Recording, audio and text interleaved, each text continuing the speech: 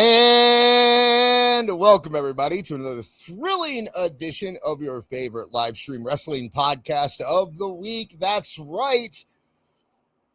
For the third to last time, at least, as a regular show, this is Tooney Talk Wrestling, TTW, and I am, of course, your host. I'm steering the ship through all of your wrestling topics. I am Aka Dis, a.k.a. Dis. And, we got 3 shows left. This is third. No, like I said, the show's not going away forever. But, me, Jake, and Awful will still be doing this somewhere else. But as Tooney Talk Wrestling, it will be the last show. And I want to thank everyone for hanging out with us this evening. But as you all know, I cannot do this on my own. So before we start getting into the super chats and everything, I'm going to bring in my boys. Here's the first one. He's old and he's cranky in his favorite chair, yelling at the TV with a grumpy glare. He's always on, he's losing his mind. Online trolls talking trash, man, he's not kind. But we love our awful, through the grumps and the growls. Everybody shout it now. That's awful. I didn't bring him in, though. That's it. Awful wrestling, ladies and gentlemen. How are you doing tonight, sir? I knocked. Nobody answered. What's going on, chat? What's going on, Dis? When Jake gets in here, I'll say what's going on to him.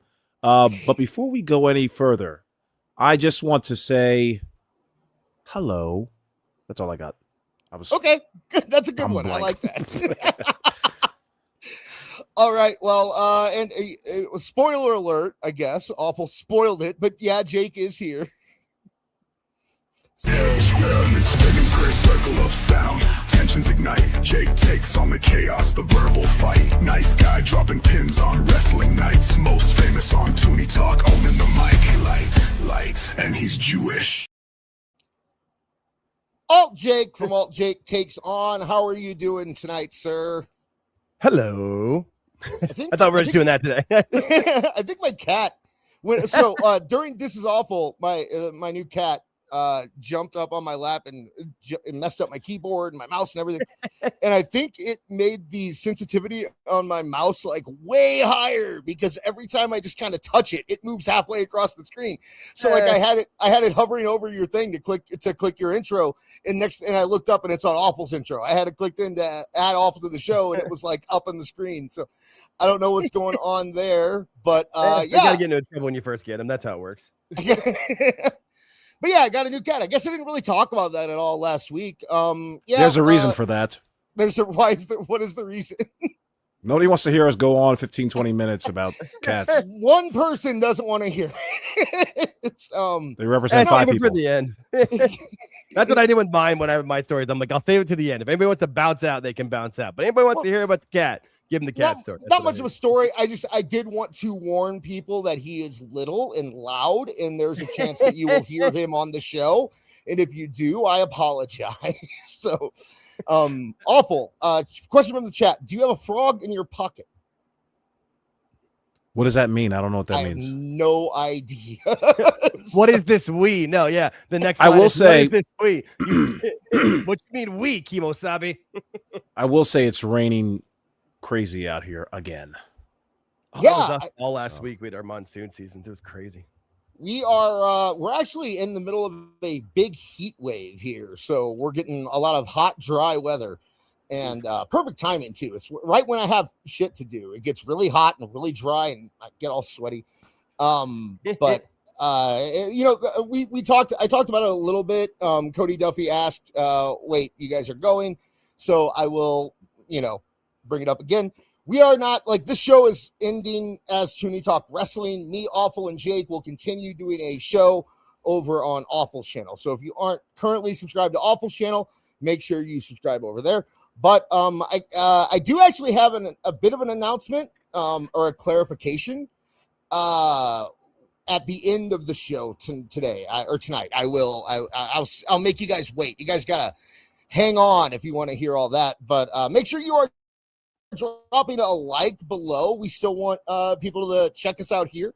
Make sure that you, if you have anything you want us to say, we will read it out loud. We're no longer doing the thing where you have to give $50 to get it read as you do it. We're trying to be more on the ball with that. So as they come in, I will read them. And that's what I'm doing right now, catching up, because we have quite a few things to look at from our listeners. You and Cumia for $1.99. There is no chance in hell Vince is returning. It looks like my little bait worked a little bit. That's good bait. That's a good bait. Wait, so I guess I should explain that segment for people because that's what we will be getting into first. Dave Meltzer released a video today about this. And I don't know if we're going to get through the whole video, because a lot of it's just like him going on about Janel Grant, how the lawsuit's not actually over. They're going blah, blah, blah, blah. But the beginning part I found very interesting. So we're going to listen to that and kind of discuss it and, talk about the now Vince is, not involved in a lawsuit, at least not one that will publicly destroy him, I guess. So we'll see when we get to that topic. We also got Andre Adams. Nice seeing you here, Andre Adams, for $1.99, requesting the heel diss intro. I don't even know if that's here still. Well, you better take a look, man. I paid almost $2 to see it. Well, Marv, a while ago, we stopped using it. So a little spoiler here. We stopped using it because it kept getting us struck. Because Dennis Leary owns the rights to that song. And I thought it was the one that they made up, the AI one. He stole a Hogan shirt from a girl. Oh yeah, that one. Yeah. I can't scroll down here. Jake, can you look in the media assets and see if there's my intro in there? Now I'm trying to figure out why I can't scroll down. Because StreamYard does that from time to time. Do you know what it's called? Like, where it won't let you scroll down. Like for me, it'll happen in my in the audio ones. Like it won't let me scroll down during the show. At one point, StreamYard just craps out, and like I can't do my audio clips when I'm trying to do it for. So do I have to just reset it? Is that what I have to do? It didn't. It's happened to me twice, and I wasn't able to get. Is that the one with the Alexa Bliss? Yeah. That's it. He stole a Hogan shirt from a girl. His actions make a righteous hurl. He fantasized about Alexa Bliss. Who is this guy? He's Arcadis. There you go, Andre Adams. And, that's all I need you to do, Jake. I don't need to get anything. Everything else I need to get to, I can still get to. So it's right. I figured. But if you need me to do anything, I've got the StreamYard workarounds like nobody's business. I've been using it for a year, almost a year and a half now. Yeah, I figured them all out. We got $2 from CM. New show name: The Bleeder, the Bro, the Jew. Why is Awful the Bro? Brother, I'm the Jew. Goddammit. I was gonna say, I think Jake's more of a bro than Awful is. I like it. Maybe if it was like the Bleeder, the asshole, and the Jew, that might be. And like half Jew. I'm not even that. That's Jewish. True. That's true. Yeah. It's a gimmick. I mean, it's your gimmick. No, heavy on the ish. No, I'm kidding. Yeah, hey, whatever works. I could. If it works, I'll take it. Hey, chat. Asshole, if you miss Kevin, you might want to hang out to the end of the show for the announcement. That's all I'm saying. Okay, and I think that will be it for now. If you guys have any more super chats, like I said, we will read them as we get them. Jake's going to help me keep an eye on that. I did that thing where I didn't tell you beforehand, but I said it, so now you have to do it. So that's what we're going to do tonight. Yeah, that's smart. I think we can get straight in. Unless anybody have any life things they want to talk about, anything interesting happened. Awful. We had a great show on Saturday. Everyone loved it. No notes from anyone. Right. Keep going, this.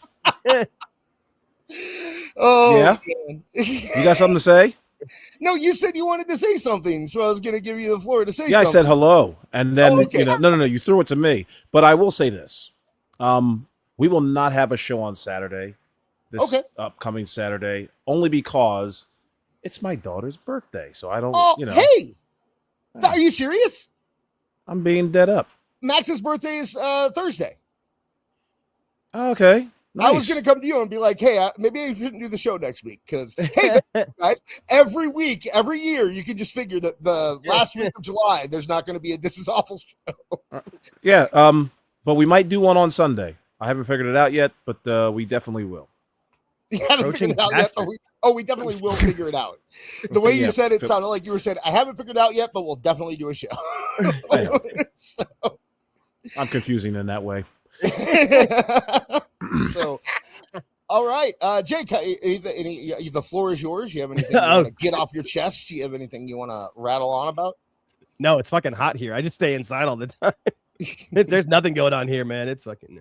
No, I got a vacation booked. I was able to book a vacation that actually coincides. It happens to now with our little hiatus. I'll be in San Diego for like a week at the end of, or in the August 21st to the 26th. Excited. Get to go to the beach. Oh, that's about it. Yeah. Get the hell out of this 115-degree heat. The only thing I can think, I had a big shout out to the nice gentleman who bought my cat food today at Dollar General. He had a dog, which I didn't know you could take dogs in a Dollar General. It wasn't a service. Like, I saw the dog and I was like, oh, that must be like a support dog. I can't touch it. That's usually what, when you see a dog in a store.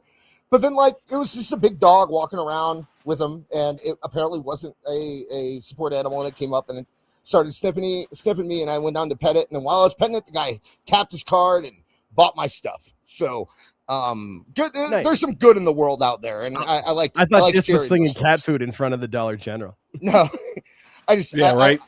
I like sharing stories like that. I like sharing stories like that. I like to, put out positivity in this world. So I thought I'd share that. But speaking of positivity and things that need to be shared into the world.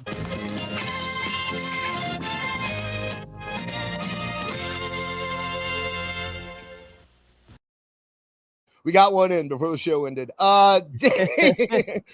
We gotta check out our old friend. Checking out this video. Meltzer, as a former guest used to call him, and he had some interesting things. Who was that? You don't remember that?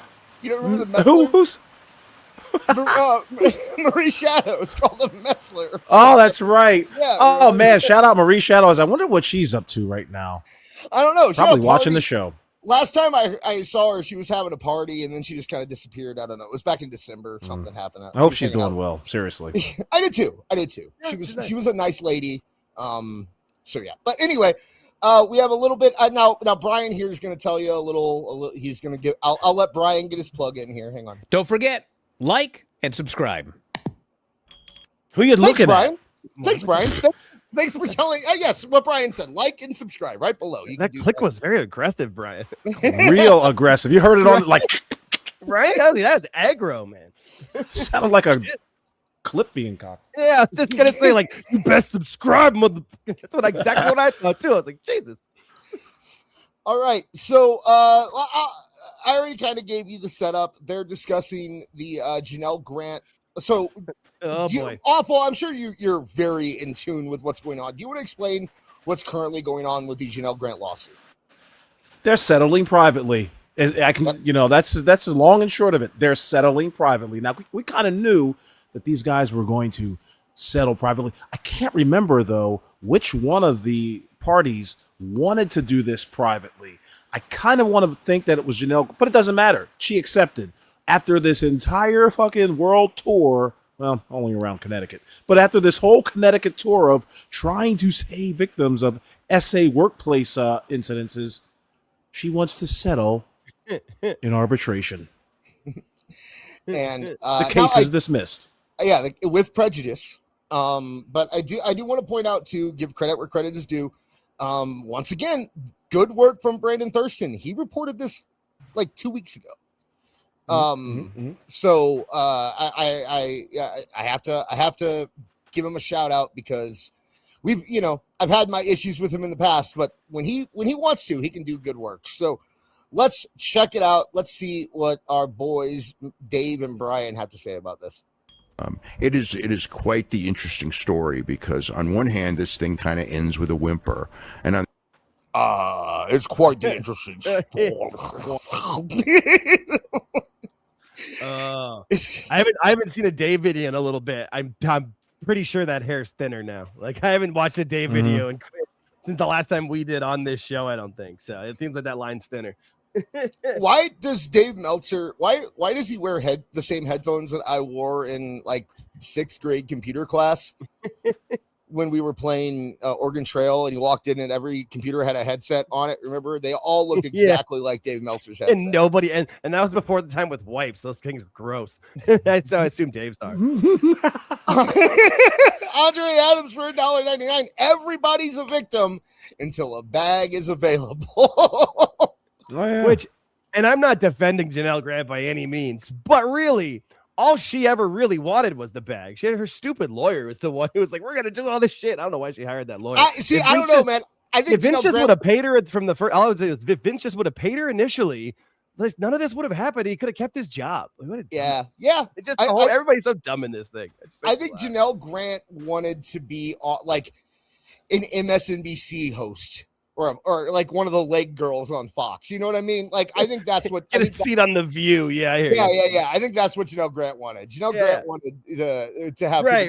And the lawyer was like, I can make this happen. And it was like, there was never a chance. Just get your money and get the hell out. That was all it ever was going to be.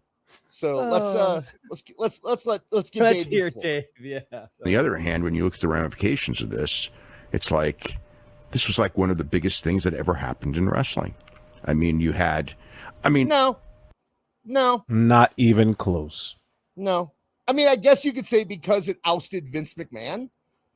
I guess. Yeah, I think that's what he's getting at. That's I was trying to think of it's the only thing it could be is because it led to the end of Vince. But okay, it's one of those. I feel like, but that's one of those things where if this wasn't the end of Vince, something else would have been sooner than later. It was coming. Yeah, the shareholders lawsuit. Just the fact that the quality has gone down, or went down under Vince. Like TKO did not want a WWE run creatively at least by Vince McMahon. I can't imagine anyone would want that at this point. Andre Adams for another $1.99. Dave's headset and hair are one piece. Thank you. I love that Andre Adams is back and he's on fire, man. I miss Andre. I'm picturing it like Darth Vader, where he's like in the pod and it comes on him, with the microphone and he's ready to go. The whole thing's connected. Yeah. All right. Fucking hell. That's great, Andre. Thank you. Let's keep going. Not for this, Vince McMahon's still running the company.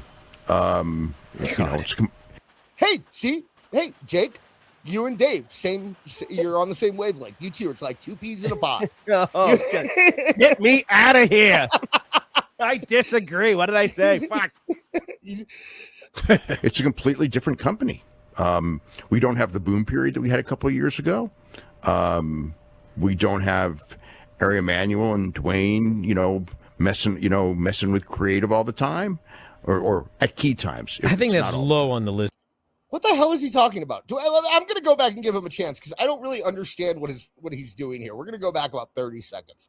Yeah. And let me give him the full. I want to hear this full statement here. This was like one of the biggest things that ever happened in wrestling. I mean, not for this, Vince McMahon's still running the company. It's a completely different company. Okay, I get it now. Okay. We don't have the boom period that we had a couple of years ago. We don't have Ari Emanuel and Dwayne, messing with creative all the time, or at key time. Dwayne, that's my friend Dwayne. I call him Dwayne because he's my friend Dwayne. He's my friend Dwayne. I get to call him Dwayne. Dwayne. It's low on the list of things that would have changed.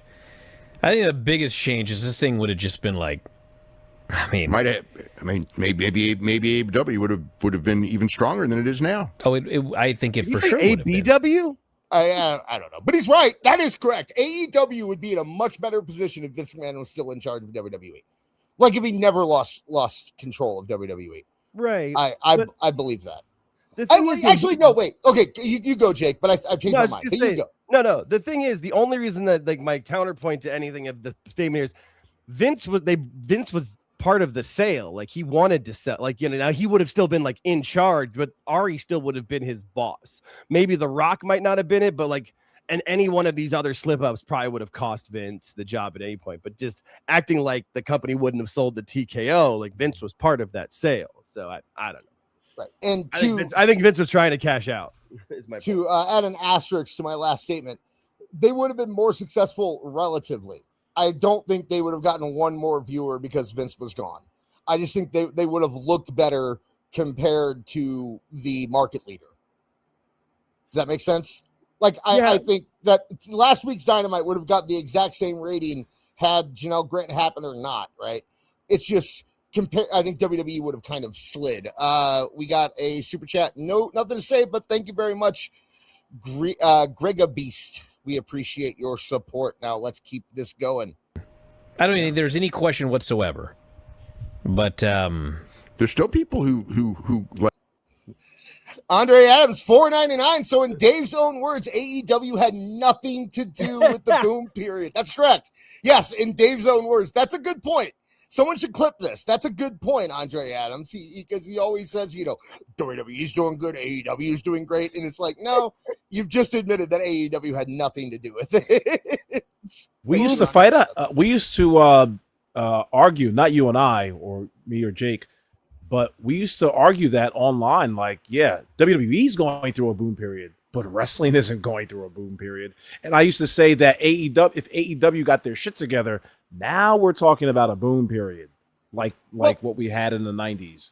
But I'd even extend it to like MLW and NWA in a way, because yes, they're not ultra successful, but they've been able to stay alive off of WWE's coattails for the past 5 or 6 years, right?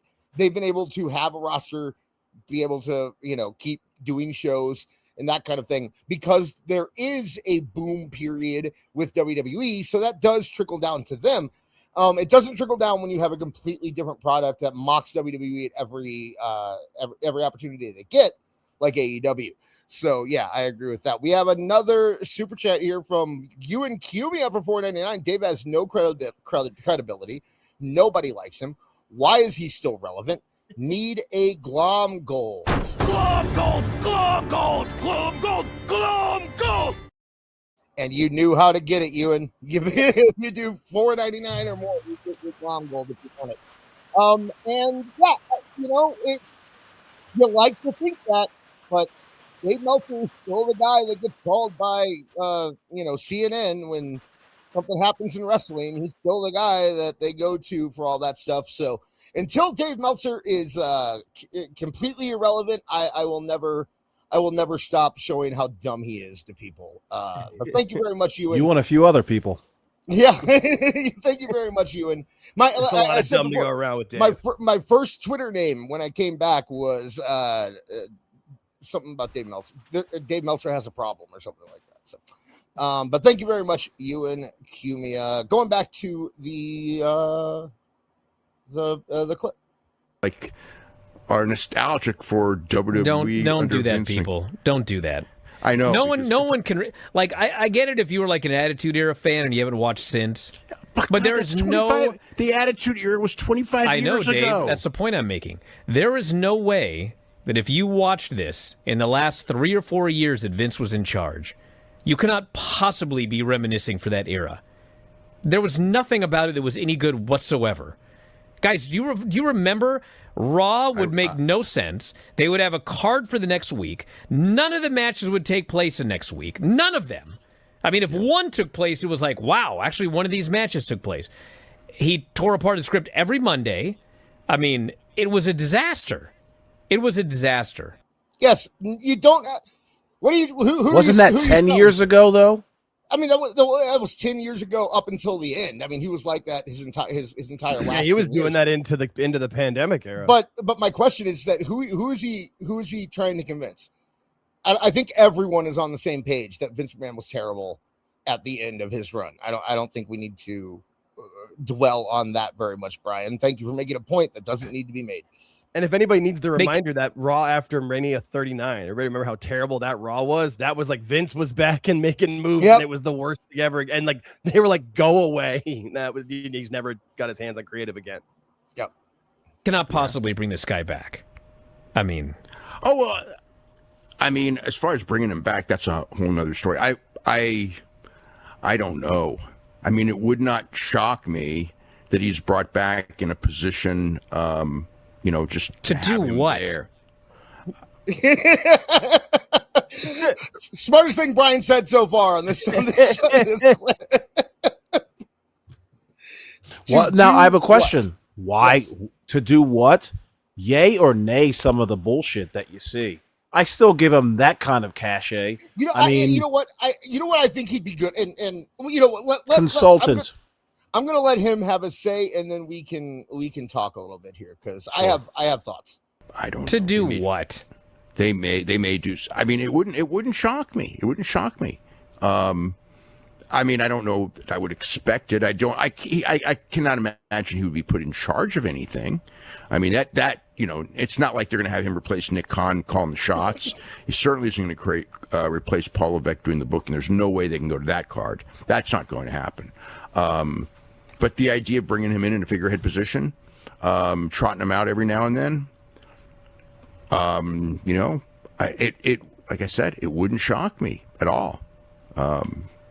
It doesn't. And the funny part is that if he came out as a surprise on a TV show, it'd be like the giant reaction. I mean, it's just that's the reality of the situation. So.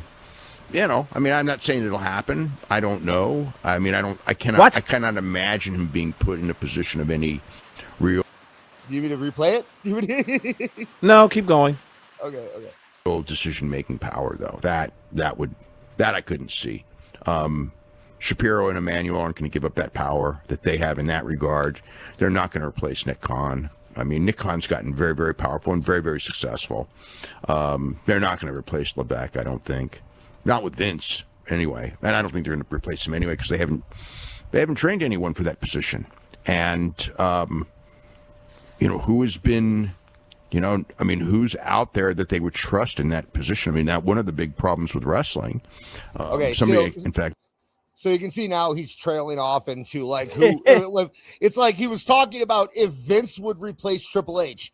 And he said he doesn't think Vince would replace Triple H. But now, for some reason, he's going off on this tangent about who could replace Triple H as if that was the topic. So that's where I'm going to cut him off because maybe we'll get back to it if we want to have some fun here. But first off, Luigi Tron for $2. Vince McMahon, women's locker room. Yes, great idea. Fantastic. Thank you, Luigi Tron. Good man. Okay, so I hate when Dave does this, but in his pile of vomit, the word vomit that he just made, there is a point. There is a speck of when I went into this clip, I was thinking this is just gonna be comedy gold. I can't wait to bring this on the show and tear it apart. But the idea that maybe they might bring him in, just as Awful said, like as he could be the liaison between WWE Creative and TKO, or he could be a consultant, but he would get a massive reaction if the song "No Chance in Hell" played over the speakers and Vince McMahon appeared on the top of the stage. It would be the biggest reaction you've heard since Brock Lesnar came back. And in most places, I feel like LA would still boo him like they did Hogan. Yeah, you know what I mean? But they would do that in a place they would get. No, you're right. You're right. He would definitely get the pop. That's for sure. So I can't see. They just signed Triple H to another contract for creative. They're clearly fine with him. They're smart enough to look back at before Triple H was there and realize that Vince, if you are going to replace Triple H, Vince is not the guy to do it. But Awful, you kind of seem to be thinking about this direction too, and I want to get your thoughts on it. So you have Vince McMahon become a consultant. He didn't spend a lot of time with Triple H. We can talk about like, oh yeah, he's married to the boss's daughter, but how much did Vince really teach him? Especially after the fallout that they had, at least through emails that we were reading on this show or This Is Awful. Like, these guys seem to not really appreciate each other's company and advice. Whereas I was just thinking about it, like, there's The Undertaker, there's Shawn Michaels, who known Vince for a very, very, very long time. And as you can see, they're doing quite well in the booking department. Triple H, not so much. Now, of course, he's got a whole bunch of glad handers around him, 27 writers or whatever. So he's encumbered by that. He's encumbered by having overseers look over his shit. But if you have somebody like Vince McMahon, they got to get it back together. Like, if I'm Triple H, I'm calling Vince McMahon. I'm not calling Nick Khan. I'm calling the guy who fucking, put this business on the map. Or I'm calling Mark Calloway, or I'm calling Shawn Michaels. And I was just wondering, fantasy booking, their booking department, I was just like, yeah, you know what? Kevin Nash, Triple H, Shawn Michaels. I don't know why Kevin Nash is in there, but he just seems like he has some sort of mind for wrestling. Kevin Nash, Triple H, Shawn Michaels, Undertaker need to be the core group of whatever's going on. Do not fucking hire any more writers from Hollywood. Do not write any, don't bring in anybody. I've not seen Unreal, but don't bring anybody who comes from Hollywood or knows nothing about professional wrestling. You gotta shake things up. And Vince McMahon coming out, no matter where it's at, it's gonna get a huge reaction, even in Los Angeles. Yeah. Because people are going to fucking, it'll be so surprising. The first reaction will be not to boo. The thing with Vince, that's the thing. The thing with Vince is that even if it's a bad reaction, that's okay.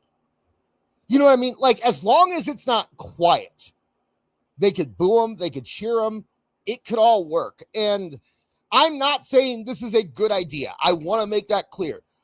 But when you're talking about if it's possible, I can't say that it isn't. I wouldn't give him a job where he's like in the office every day. I wouldn't give him a job where he's even really communicating with like on-screen talent or doing any of that. It would be a no-show, like what Vince Russo was doing for TNA, right? We send him the script, we see what he thinks. If he has anything, he might be able to chip in. Nothing's guaranteed, but then yes, he's available to Triple H. He's available to Undertaker. He's available to Shawn Michaels if they need a little something, I was saying only insofar as if you're not going to put Vince McMahon in that role of consultant, that's where you have your other three guys, Triple H, Kevin Nash. God, I wish Scott Hall was still around because I know he'd be an awesome booker. He just seemed like he had a flair for it. But Undertaker, Shawn Michaels, Kevin Nash. Geography's $2. Danhausen will have Vince be a zombie for Halloween. I can see it. Vince would love Danhausen too, by the way. No, but whatever, bro. He absolutely would. Sells t-shirts. Just like he loved the Boogeyman. He did love the Boogeyman. He really did. For a good while, the Boogeyman was used properly. Jake. Yes. So I have a feeling that you are not as open to this possibility as me and Awful are. Well, here's the thing. It's not about what you guys say. First off, like, I feel like most people are saying bring Vince, like that.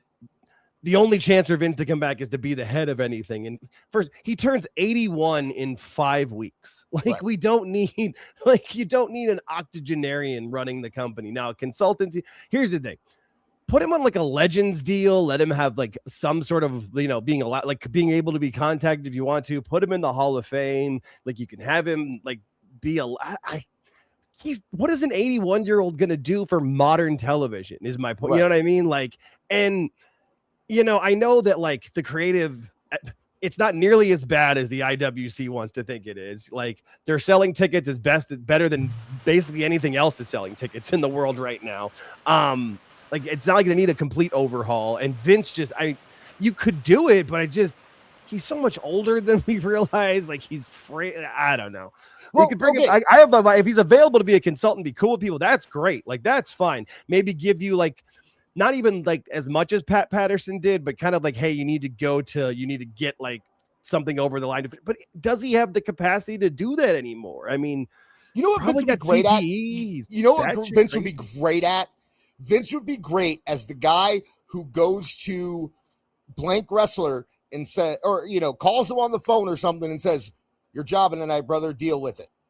And then, you know what I mean? Like that's, or to help, because I think that's probably a weakness with like Triple H and some of the, is that like, he kind of wants to be their buddy. Like I do think that is a weakness with Triple H. He gets his friends and he has a hard time kind of pushing them down or he gets his favorites and he has a hard, which Vince did too. But Vince was better than Triple H at like being direct.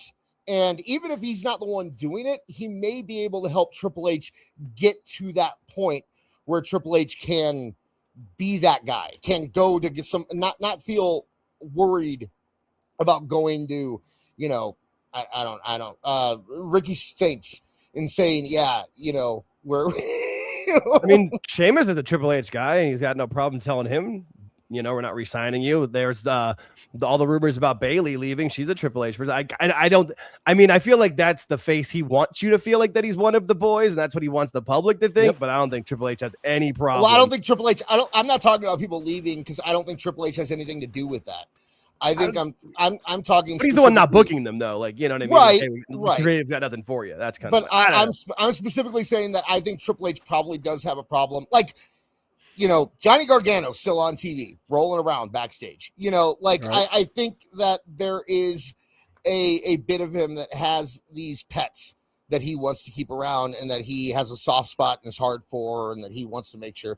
And, Gargano, I think Gargano would be great as a trainer coach in NXT, like what Eric Young is going to do or what Sean Spears is doing now. There's a place for Gargano. But why is he still rolling around backstage on TV? It's just they don't do nearly as many house shows as they used to. So I know they are doing a lot more of like coaching in the ring before the Raws and SmackDown. That's true. So some of that talent could be there. And then like it's not like he's taking up more than 2 to 3 minutes on a show. His wife can get beat up by Blake Monroe, so she gets an easy win. They're not taking up valuable real. But it doesn't. Yeah, but it's not taking up valuable real estate either. It's 2 to 3 minutes. It's not like it's in like a big segment or whatever with it. Right. And it's been able to make funny. I don't think he. I remember Triple H being a dickhead in the early 2000s to pretty much everybody. So I just don't think he's got an issue being like, sorry, it is what it is. But maybe not. I don't know. I think boss Triple H. Children change you, Jake. Yeah, that's 1,000%. Look at me. Okay. I was, before my kid got into wrestling, I was Mr. Work Rate, I would have used the term rope work. If you fucking geek. Like I absolutely was. I'd buy the heart thing being more of an issue than the kids personally with that. Yeah, that's true. His kids are one of his kids is in her 20s, so it's not like they're new kids. So I understand. I'm playing the other side of it. I don't think I could see what you're saying with it, but again, I just don't understand. I just don't want Vince going anywhere near any of the talent. I agree. That's what I was afraid of. Don't go anywhere near any of the talent except for like have an appearance at Madison Square Garden one more time before you die. And that's why I said coach these guys on how to do that, because they don't have that. Like, to be fair, they do not have the grandpa, like the closest thing they have to that is like Michael Hayes and Bruce Pritchard. And none of those guys have ever been in charge of anything. They don't have the guy there who can like guide them in that way. Now, they would have to, excuse me, Vince would have to be, you'd have to be very firm with him. And honestly, I think Vince wouldn't agree to this. I think Vince would sooner start his own wrestling company than come back and work as a figurehead. Yeah, that's we're only coming from the side of it how it benefits WWE, but what does Vince say of it? That's a valid point. Right, because I don't. He's got an ego the size of Texas. Right. Unless he's getting like a whole lot of stock in the company or getting a whole lot of power in the company, I think Vince thinks, and if he does think this, there's something to be said for it, that he could probably just go to Saudi and be like, hey, let's start a wrestling company. I'll get you Ryback. And they're like, oh, Ryback, he was great. And then they, and they would do it because they're marks or something like that. Like, I think he thinks that he still has that cachet. And he'd be I don't know, man. I think all this time away has humbled him a little bit. Really? Yeah, I think I don't want to get too deep into it. I know a 90-year-old who's sharp as a fucking tack. Okay. And he'll tell you stories that are just like, holy shit. Now I can imagine Vince McMahon being in that same realm where it's just like, yeah, he looks old. His voice sounds like shit. But he knows he's still got a brain in his head. Well, the only problem with that is that we saw Vince's decline in front of us. Yeah, we like, at least in terms of creative, we know that Vince does not have chair shots as he has. Yeah, we know that Vince does not have the ability to creatively run a company anymore. But right. What doesn't leave you is the ability to be a boss, unless he's like seriously declining, which I have seen no evidence of, other than, Ringside News posted a picture of Vince limping and then going, look how he has dementia or whatever. That car video was pretty bad, dude. And that car video, he was just in a car accident. Yeah, that he caused because he was driving like a psychopath. He's always driven like a psychopath. Yeah, and when he was younger, that was fine. When he's older, it's not. I'm just saying he's lost his. I don't know, man. Here's the thing, like, and I'm not being political here because it's both. We've had 2 octogenarians leading this country the last few years, and none of it's gone well. Yeah. I'm just no one here. I don't want anybody in the 80s near the link anywhere. No one here is saying Vince should be in charge. We're all in agreement with that. But in charge of anything at all, though. You know what I mean? So I don't want to any put him out on TV, wheel him out. But the thing is, I don't know if Vince is going to have the ego to not be put, like, you know what I mean? Like, he's got to have to be the VP of something, or I don't know. Like, I don't know if I think you're right. I think you would rather just take his billions of dollars and. That sounds more. If he's still the Vince who's sharp, that's the Vince he's going to be, because he's still a malignant narcissist. Like, he still thinks he can do everything if he's sharp. Beard said, I would laugh if they put Vince in an on-air role and gave him an on-screen assistant that looks like Janel Grant. That's rude. That's hilarious. I saw that. That's his next comment about. Yeah, we're talking about who it's going to be. I think Claire, the gal that played Clara Lynch in TNA is still available, and I think she'd actually pull it off. I think she could pull that off. I think she'd be good at it. So I could see it. Yeah, if I have to make a firm prediction, I don't think he's coming back. I think that if he does anything, it will be trying to start something else. Maybe he'll buy the Real American Fighting, the Bischoff thing. Maybe he'll buy that. Yeah. I could see him doing that. He could be like, I can fix this. I could make this successful. I'll beat them with, I could see him doing something like that. I'll beat him with real wrestling power. Right, yeah. He'll just make it fake, which is the smart thing to do. Right. Exactly. No, exactly. I'm just saying that. No, yeah. What the hell? Where's the forearms? And why are there no drop kicks? Beard followed up his last statement with, and he calls her shithead.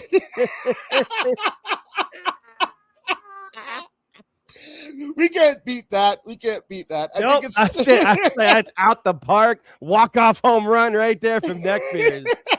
Damn. I think it's but yeah, that's where we are. I think it's an interesting thing to talk about, even if it's just in hypotheticals. We're now in a situation where that is a possibility. Okay. Regardless of if you think it's gonna happen, you don't think it happen, whatever. It is at least 0.01% chance now, and it wasn't a week ago. There was no way it was going to happen when the lawsuit was still going on. So I just think it's an interesting conversation. I'm glad we had it. I think we had a good talk, but we're doing something a little bit different. So usually I do a game, as you all know, and the way I do the game is we do one game. It's in the middle. It's at the end of the show. We all have fun. Tonight, we're going to do it a little different. I have one game, but we're going to split it up throughout the show. After our segments, we're going to do another part of the game. And that game is called Stop Me When. Now, you've probably seen some other podcasts play this. I've seen it on some movie podcasts. And I think I saw a wrestling podcast do it a couple times. But the whole point is that I will give you, so I'll explain it by just doing the first one. I will give you a statement. And that statement is, name stop me when I say a better color commentator than Jerry Lawler. Okay. This is all opinion, obviously. And you two will probably stop me at different times. But now I'm going to go through a list of color commentators.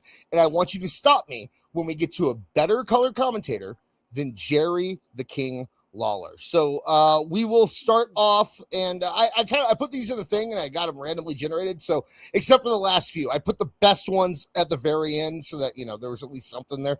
So we're going to start it off, and I will lead off with Eric Bischoff. In chat, if you want to stop me, you can stop me too. Eric Bischoff. No stops. All right. Don West from TNA.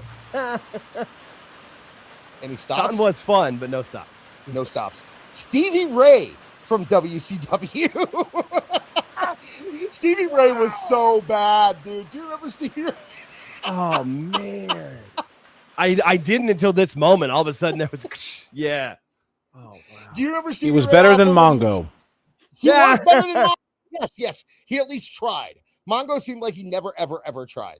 So, the dog. You always had the dog, too. Yeah. Jeremy Borash.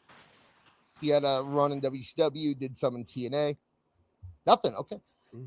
Matt Stryker. This is the ECW color guy, not the flippy indie wrestler. So anything? Okay. Now this, we might get a stop here. We might get a stop. Booker T. Okay. And I agree with both of you, by the way. I'm not even a Jerry Lawler fan, but I do agree with both of you. In my opinion, one of the worst color commentators of all time, but people seem to like him, Larry Zbyszko. Ooh, gross. Larry Zbyszko. And that's another one of those guys who looked like he was 50 his whole life. Yeah. Okay, no stops. And how about Taz? He worked with Michael Cole. He did it with Taz was great. He's still going today over in AEW. Anybody stopping me for Taz? Now remember, this is, like I said, this is your opinion. It's a tough one. Yeah, you don't have to get all technical where you're like, well, I like him better, but I don't know if he's technically more talented. Like that's not what we're looking for. Yeah. All right, JBL. Okay. Who's better than JBL? Is that what the question is? No. It's stop. If JBL is better than Jerry Lawler, you stop me when we get to better announcer than Jerry Lawler. Nobody stopped me for JBL. Corey Graves. Corey Graves is way better than. I would say stop. Yeah, no. As a color commentator. Yeah. Stop. I like him as a color commentator a lot. Okay, there you go. Do. And everybody else had different. The thing with King was good for what the thing is King gets looked back bad poorly with like the 2026 eyes because you go back with it in the 90s. But for what it was at the time, with how many people with where he was positioned to being the heel, King was great for what he was. Like it was, and him with JR is a great pairing. But I thought I was thinking like Heenan or Jesse Ventura would have been another. They're at the very I put them at the very end of the list. Yeah. But and you know what? It looks like the chat's pretty much in agreement with you about Corey Graves. So hey, you know what? Good for Corey Graves. I'll be honest, I was not a Jerry Lawler fan. Even back in the Attitude Era, I thought that he was really overrated. So I wasn't a fan, and he was one of the reasons that I really didn't like WWE because all he would do is just kind of screech at the top of his lungs. Like he was like a really bad, not fun or not interesting version of Joey Styles there for a while, who was kind of a pervert, my favorite thing he ever said though was when Stacy Keibler was giving him a table dance and he goes, "Look, JR, you can see the little hairs on her butt." That would be my That was a classic moment. But yeah, he was just such a he was really good at getting people over in that time, and that was a much louder time than the world is now too. So yeah, I get it. Yeah, no, he's not one of my favorites either, but for best all time, I would have put him through. There's probably still a couple other ones. There was a couple I came close with. Taz, I was close with on, and honestly, Don West was a great pull, and I almost would have, but unfortunately, I love Don West. I do too, but there's some really poor shit that he had to call that wasn't his fault that it was terrible. That is kind of the thing too with Taz. If Taz's color commentator career would have ended after he stopped, like after he was Michael Cole's partner, if that would have been the end of his job as a color commentator, he would have been easily better than Jerry Lawler. No questions asked. But he wasn't great with Joey Styles. He was okay in TNA maybe, and now he is really phoning it in AEW. So and he's still the best announcer they have by far, and he's phoning it in completely. I like Nigel. I think Nigel does a good job. Yeah, I'll give you that. He's just not on enough. Yeah, I'll give you that. Nigel would be better if he had Excalibur's job. You know what I mean? Like he Excalibur has no business being the lead announcer for that show. I don't. You know what's funny is I actually I was watching something a few weeks ago where they were talking about JR, and they said, "Do you think can you think of any modern commentators who you think might be actually better than JR?" Because that was, it was actually, I guess it was more like a week ago when the whole thing came out about him being really sick and needing surgery. And the guy, both of them were like, "Well, if anybody, it's going to be Excalibur. Excalibur's the only one that even has a shot of being better than JR." And I'm like, "Are you fucking kidding me? Who on earth would honestly say that Excalibur is anywhere near JR?" Excalibur knows how to talk fast, and he knows how to read the script well. That's why he's got a job. And he knows all the moves. He knows what the moves are called. And to be fair, he has a job because he has sex with the Young Bucks, right? Didn't we? That's got to be it. That's why he wears the mask. It's a gimp mask. Right. Yeah. There was who he is. So, okay. So we are going into the next discussion. So, you know what? I was going to do Oba next. We're going to have a little discussion about past next big things. And we're still going to do that. But I think maybe we should go to our Saturday night's main event review. This is something we were going to get to on This Awful. We really didn't get to do it too much, and I hadn't watched it yet.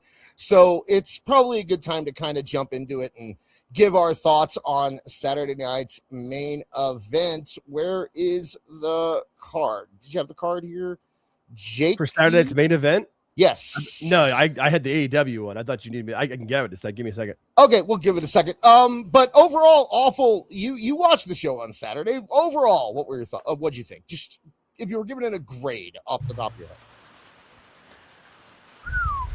One match show. I mean, I'm struggling to even find until Jake brings up the match graphics. I'm struggling to remember. Hey, I was told to get. I was told I had to get the. Hang on, my bad. I'm not saying anything. I'm joking. No, you told me to get the. You told me to get the. You told me to get AEW. I didn't know I had to get. All right, listen up, Abbott Costello. The show was okay. I just can't remember if. I did not watch the Roman Reigns segment with the bouncy ball fella. What was it, Jalen Brunson? Brunson. Anyway, yeah. Here we'll go the matches in order. I'll start you with this. Please. Here, give me a second. Yeah. Sorry, I wasn't prepared. I was told to do it's AEW. I'm on it. Hated this fucking match. Really? Let me tell you something. I learned. I despise this match. These guys were missing beats, and I hate this. I'm gonna sound like an old fucking curmudgeon, but they were like on first gear the entire match, and it was all, I think, having to do with like everybody just trying to be safe, for lack of a better term. So we have new tag team champions. These belts don't mean shit to me, so I didn't care about the match. I was happy they got the belts off of Paige and Brie. That was all I really wanted. And they needed to go on Fatal Influence. It's perfect for them to help build them as heels. It was perfect for it. Brie and Paige had the nice little nostalgia pop. They had a decent couple of matches at the beginning, but they were starting to wind down. I mean, neither of them had that much gas in the tank left. So right. It was fine. I believe we were all correct on this one. I believe we all said Fatal Influence. So that I have. I have. Okay. So maybe there was miscommunication. Anyway, what did we all say on No, you and I had Fatal Influence. Awful had Paige and Brie Bella. Okay. That's why I hated it. There you go. Yeah, right. That's why I hated it. It wasn't a good match. Like, no, I didn't say that. It just got Paige is okay. Paige is, and she even did an interview this week where she's like, "Yeah, I kind of sucked in AEW. I'll admit it. I wasn't even trying. You know, like." But hold my beer. There's still a lot more left. But God damn. I actually think she's showing more fun, at least not so much in this match, but at least in her match that she had on SmackDown a few weeks ago, I thought she actually looked way better than she did in AEW. But yes, this wasn't the match for them. It wasn't great. I wish Fatal Influence would have won more with more dominance. I wish it would have just kind of been like out with the old, in with the new. That's what I would have done. But that's where we are. As we said our predictions. So what was next, Jake? Danhausen and JD McDonough. And Danhausen joined eventually by 3 Mini-Hausens and what is it, Carl Anthony Towns. This was a gimmick to get Carl Anthony Towns to. Yeah, they wanted a shot where he chokeslammed Dominic through a table, and they got it, and it worked. Yeah, and both guys went super up for him on the choke slam, and no chance of the NBA player getting hurt. It was a good choke slam. They were both of them. He got them both. They were great. He got them both up high. He was looking. Yeah. Oh, now I remember. Yeah. I was scared for about 2.2 seconds when he hoisted JD. I was just like, he's going to drop him right on his noggin. He had him up, and he didn't. Well, I mean, JD is a little top choke. heavy. You know, he's a little top heavy with that. That's head. true. But the basketball player did not release the choke, and I thought he was going to and like I was just like, oh my god. But he landed safely. Yeah, forgettable match, by the way. It was. Yeah, I mean, it got what it accomplished what it needed to accomplish. Yeah, I saw before. Okay, I did not watch Saturday Night's Main Event until Sunday. By the time I watched it at Sunday at like 1:00 in the afternoon, I had seen that clip no less than 10 times. Because every time I turned on my phone, I got either from YouTube or my Google feeds, or if I went through Twitter, everywhere was just that clip. And that's what they wanted. So the match was whatever, but it accomplished its job. I'm pretty sure. You want to know something? Don't tell me awful. Go ahead. Go ahead, awful. Go ahead. Sure. No. Go ahead. No, I was just going to ask. I was going to ask for our predictions. But if you have more to say, go ahead. I hate this idea of like, because it was, and not just you. I've seen this plenty of places. It's just like, well, it's everywhere, so that means it's good. No, it wasn't good. The match wasn't good. It devalued, in my view. See? Okay. What were the predictions? We all had Danhausen. No, that was the one because it wasn't the match that needed to be. The match meant nothing. The match was just the match. It was more about getting the moment. Yeah, no, I'll talk about it. Awful. I think the match as a comedy match, I think it was fine. I don't. What didn't you like about it though? Like, what was bad about it? I just don't like Danhausen. What the fuck? I mean, okay, I love that answer. Pass. I love that answer. If it's just, and this is all about Danhausen in his moment in New York, which they had to do. Did you guys see any of the? Oh, I'm sure Awful didn't, but any of the videos of Danhausen in his little parade in New York that they posted online? I just saw what they showed on the show. I've seen a couple of clips, and I saw a couple other clips on Twitter, but apparently there's like a 30-minute video on YouTube. I haven't actually watched it yet, but the people in New York, they went out and came out crazy for him in that crazy rain they were having too. Yeah. So that was good. Yeah. No. Yeah. We all had Danhausen. We all knew what it was going to be, and it was what it was going to be. That was fine. I think the one that we all had some difference on was this one, though, the Bailey and Lyra.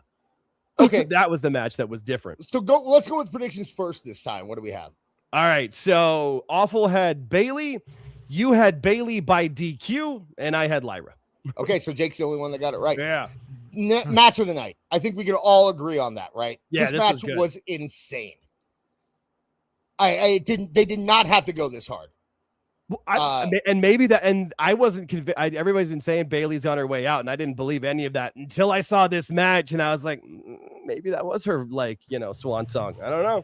Awful mentioned that on Saturday. We never really got around to it. You kind of think that too, right, Awful?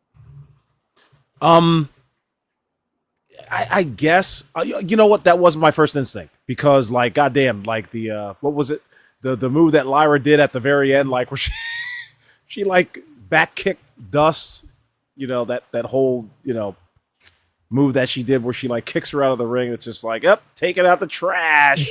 And just, but see, another part of me was just like, see, Bayley is such a mark for wrestling that she's trying to go out like the old timers did. Like, that's how you go out. If you're going to go out, at least, yeah, I get you know, you go out on your back and you fucking make the next person. While I believe that she's probably going to be a trainer, she'd be stupid to go to AEW. Stupid. But I don't think it made Lyra Valkyrie, if that makes any sense. Like, it was just like, and it was so funny because I was just like, damn, was that forearm shot to the nose? Was that the on purpose because they trying to get a second Irish woman to bleed on television and get over? But great match. A lot of times when they go hard way, it turns out to be a thing where Bret Hart's talked about this 100 times. There are different, you know, rules in different areas and different rules on different television. And a lot of times when they go hard way, the reason is because that's the only way they can bleed on television. Or in that situation, the only way they could get blood. That's what the New York Athletic Commission's supposed to be, I thought.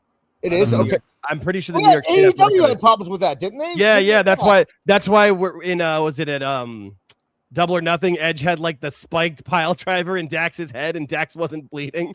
And that's why. Yeah, because they couldn't. Yeah, they had to hardway it. Yeah. So you're right. Yeah.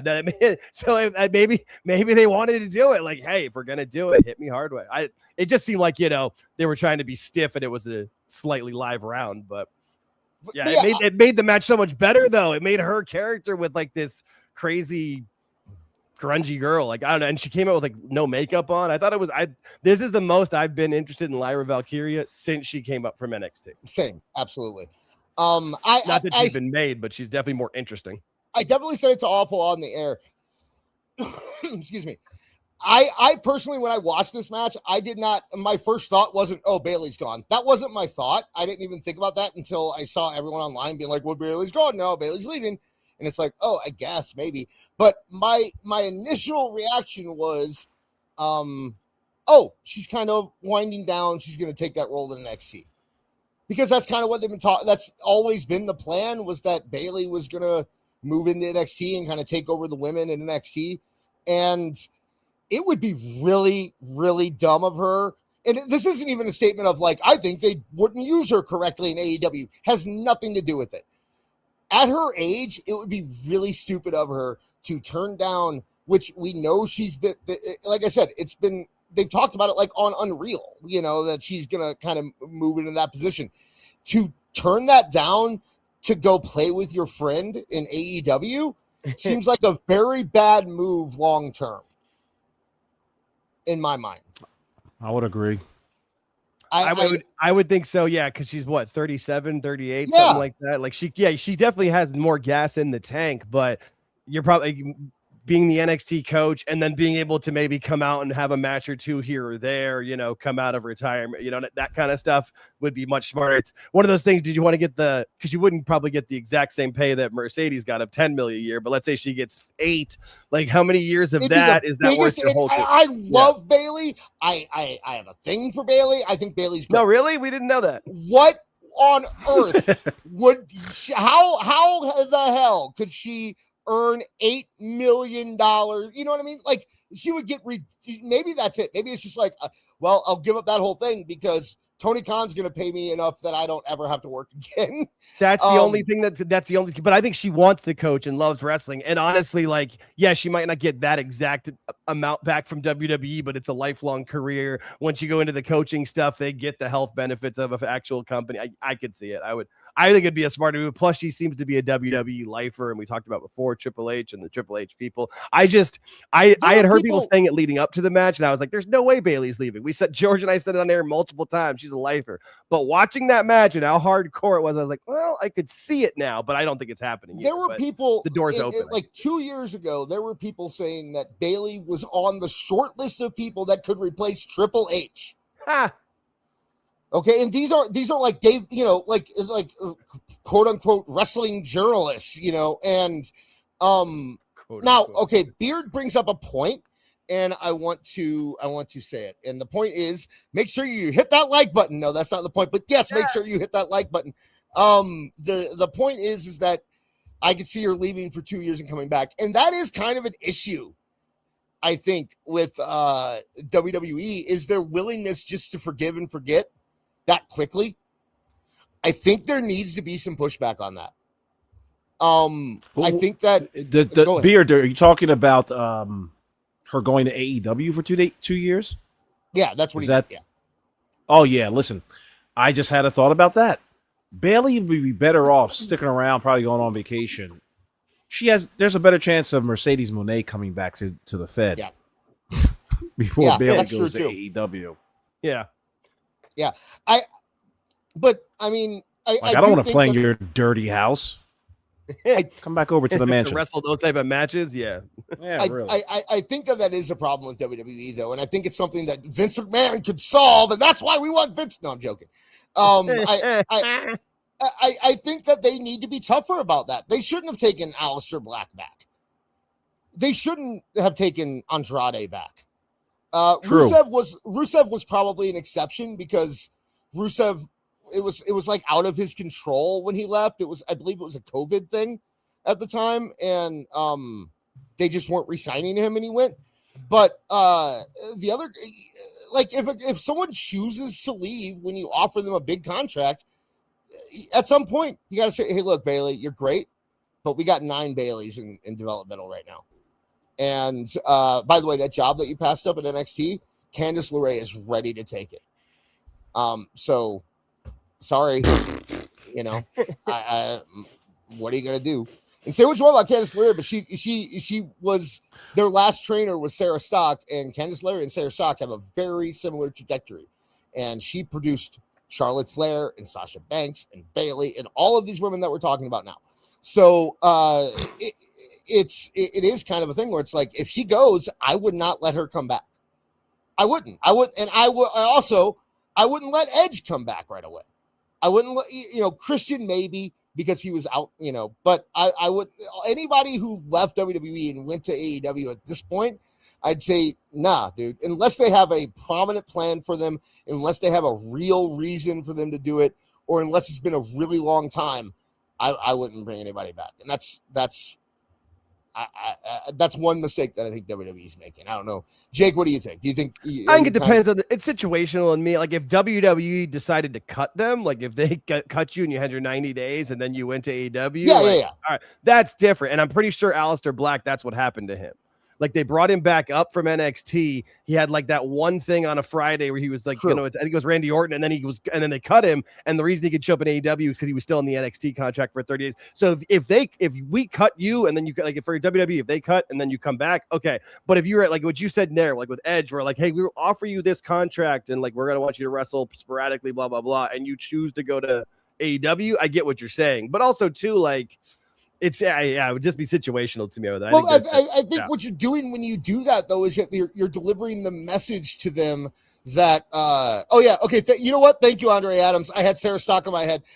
Sarah Amato, not Sarah Stock. That's right. Sarah Stock is Sarita. Sarah Amato is Claudio's wife, and she wrestled on the Indies. Thank you very much, Andre Adams, for that correction. For $1.99, hit $1.99 and tell me I'm wrong. Good man.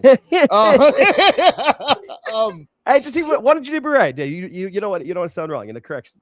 I do appreciate it. That was with my dyslexia. I misspeak. I get it in my chat all the time. Like I know I'm an idiot. And I've talked about Sarah Stock far more than I've talked about Sarah Amato in the past 4 years. So, but like I think that when you bring guys like with Andrade when he came back, I think what you're telling the talent is that, hey, look, if you go, you want to get that bag, go get that bag, and then we'll welcome you back with open arms. And I think that message is not one that you should be delivering, especially when you're going around telling people to take less money. Yeah, for sure. No, you're definitely right there. And I think it's also different too for the people that were cut by Vince and then came back after Vince. That's a little bit different too. But I think from this point forward, I think unless you're cut and like, you're definitely got a point of that too, as it sets a bad precedent. Or maybe maybe they want him to go get Tony's money and then they'll come back for way less because maybe it's an inside job. It's go get down there and mess them up. Do a Vince Russo to WCW, put him out of business, and then come back. Take all of Tony's money and then come back for peanuts. I can see Sheamus doing that. That's what if Sheamus goes to AEW. I can see it. What do you? You're usually a little bit more hard nosed than me about this kind of stuff. What do you think? Would you cut off people coming back from AEW at this point? I like the parameters that you guys set. Like if I offered you money and you didn't take it, and you go over to the fucking, a block down, and you're making way more money, but I see less of you. I'm not bringing you back. Why the hell would I? Yeah. Especially if I got the metrics that made showed me like, yeah, you're not worth this much. And now you're trying to come back because you think you made a name for yourself across the street with your real name. Your old it's not indie working. name. Yeah, really. Fuck That you. is the other thing with Bailey. Like people like making the Bailey is all elite graphic. Like Bailey was her WWE name. Like she'd have to go back to like what was it, like Divinity or whatever, that Divinity Rose or whatever that she was using on the indies before. Like I don't think she'd have to. And you'd be like, who? Yeah, exactly. And You're better off taking the money and staying in NXT. Plus, then you get to live in Orlando and coach and not have to travel, and they get paid decent money, and you get to teach the next generation. Any wrestler at this point in 2026 goes across the street to AEW is certifiably stupid. Seriously. There's just way too much evidence that suggests that you will not get what you're really... Listen, even if it's for cash, even if it's for the big... If you love this business, you're going to hate it there. You're just going to hate it there. And you're likely in the 1 or 2 matches that you have a year, you might get hurt because you're not practicing. You're sitting there playing fucking video games all the day. Sure, the check's rolling in, but now when you have to produce something, that feeling comes back to you and you're like, oh my God, I'm across the street in the fucking backyard of this shitty company. And it all comes flooding back. I wouldn't bring it back, but I also wouldn't go there. If you're a wrestler, Sheamus would be retarded. Bailey would be retarded. I think Sheamus is probably going to kind of see how much they would offer him, but it would have to be a whole lot, and I don't know, dude. I think Sheamus is perfectly content being a personal trainer and having a successful YouTube channel where he, does his workout routines and videos and stuff. Because honestly, if you're AEW, why do you want Sheamus? Number one, you've proven time and time again that you have no idea what to do with anyone over like 6'2". Number two, okay. I mean, look at Royce Keys. Yeah, Royce Keys is tearing it up in WWE now. They've already done a better job with Big Cass than AEW ever did, and he hasn't even shown up on television yet. They've had 2 vignettes, yeah. Yeah, Rusev. That second vignette was atrocious. Well, you think so? It was Act 2. It was the middle. They're obviously going to have the Act 3. Yeah, thanks for the justification. I would have never guessed that they did, but I just said the second one was shitty. Okay, no one wants to hear about Big Cass being fucking released and all this dumb shit. Paint this fucking guy as a monster, okay? Stop with these, like, oh, we still had to cater to some portion of the IWC. They know he got fired, dude. And we've got a broadcast that he got fired. Oh, for God's sakes. Bring the man back. Go ahead. I don't think that's what they're doing. I think that, and I'm not in this audience, but I think that a large portion of WWE's audience responds a lot to the redemption arc. And I mean, that's America. America loves a redemption story. Right. And and I agree with you. I think that I don't know how well this is, because you just did this with Royce Keys a bit and it worked with Keys. But I think you're going back to the well a little too soon. I do like the fact that they're like, no, we're bringing in Big Cass. This has nothing to do with Enzo Amore. Yeah, and I don't know if he's going to be a babyface. I think they might be doing it where he might get a babyface pop, and then he might just be a big ass badass heel. Like I don't know. Like send that motherfucker to AAA. I kind of think no, that's That'd be a play. fun. I think I would have rather them go the same route they did with Baron Corbin, where it's just like there he is, he's here now, you know, and we'll explain it later. But hey, it's better than the second act of their vignettes. That's for damn sure.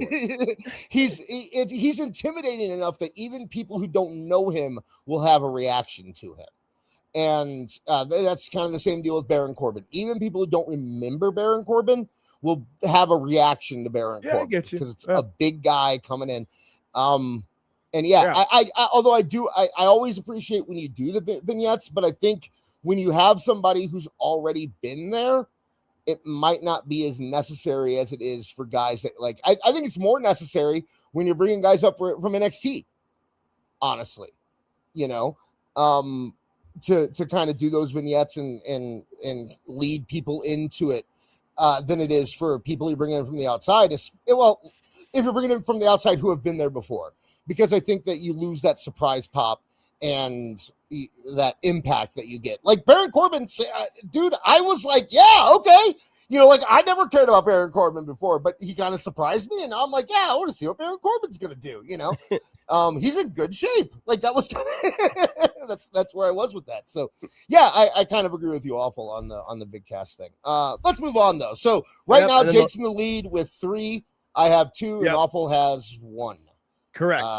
And we are at the main event, and we all got this one right, I believe. Right? Actually, you changed it to a no contest. Oh, I got it wrong. Okay, so you had a no contest. Okay. I think you had somebody coming out and running out. To defend myself, there was no stipulation when I made that prediction.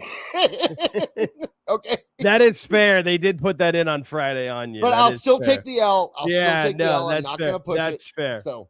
I didn't think about that, but you're right. They did add that. And that kind of did. Well, if it was still a no contest, you still would have been okay on that, I think.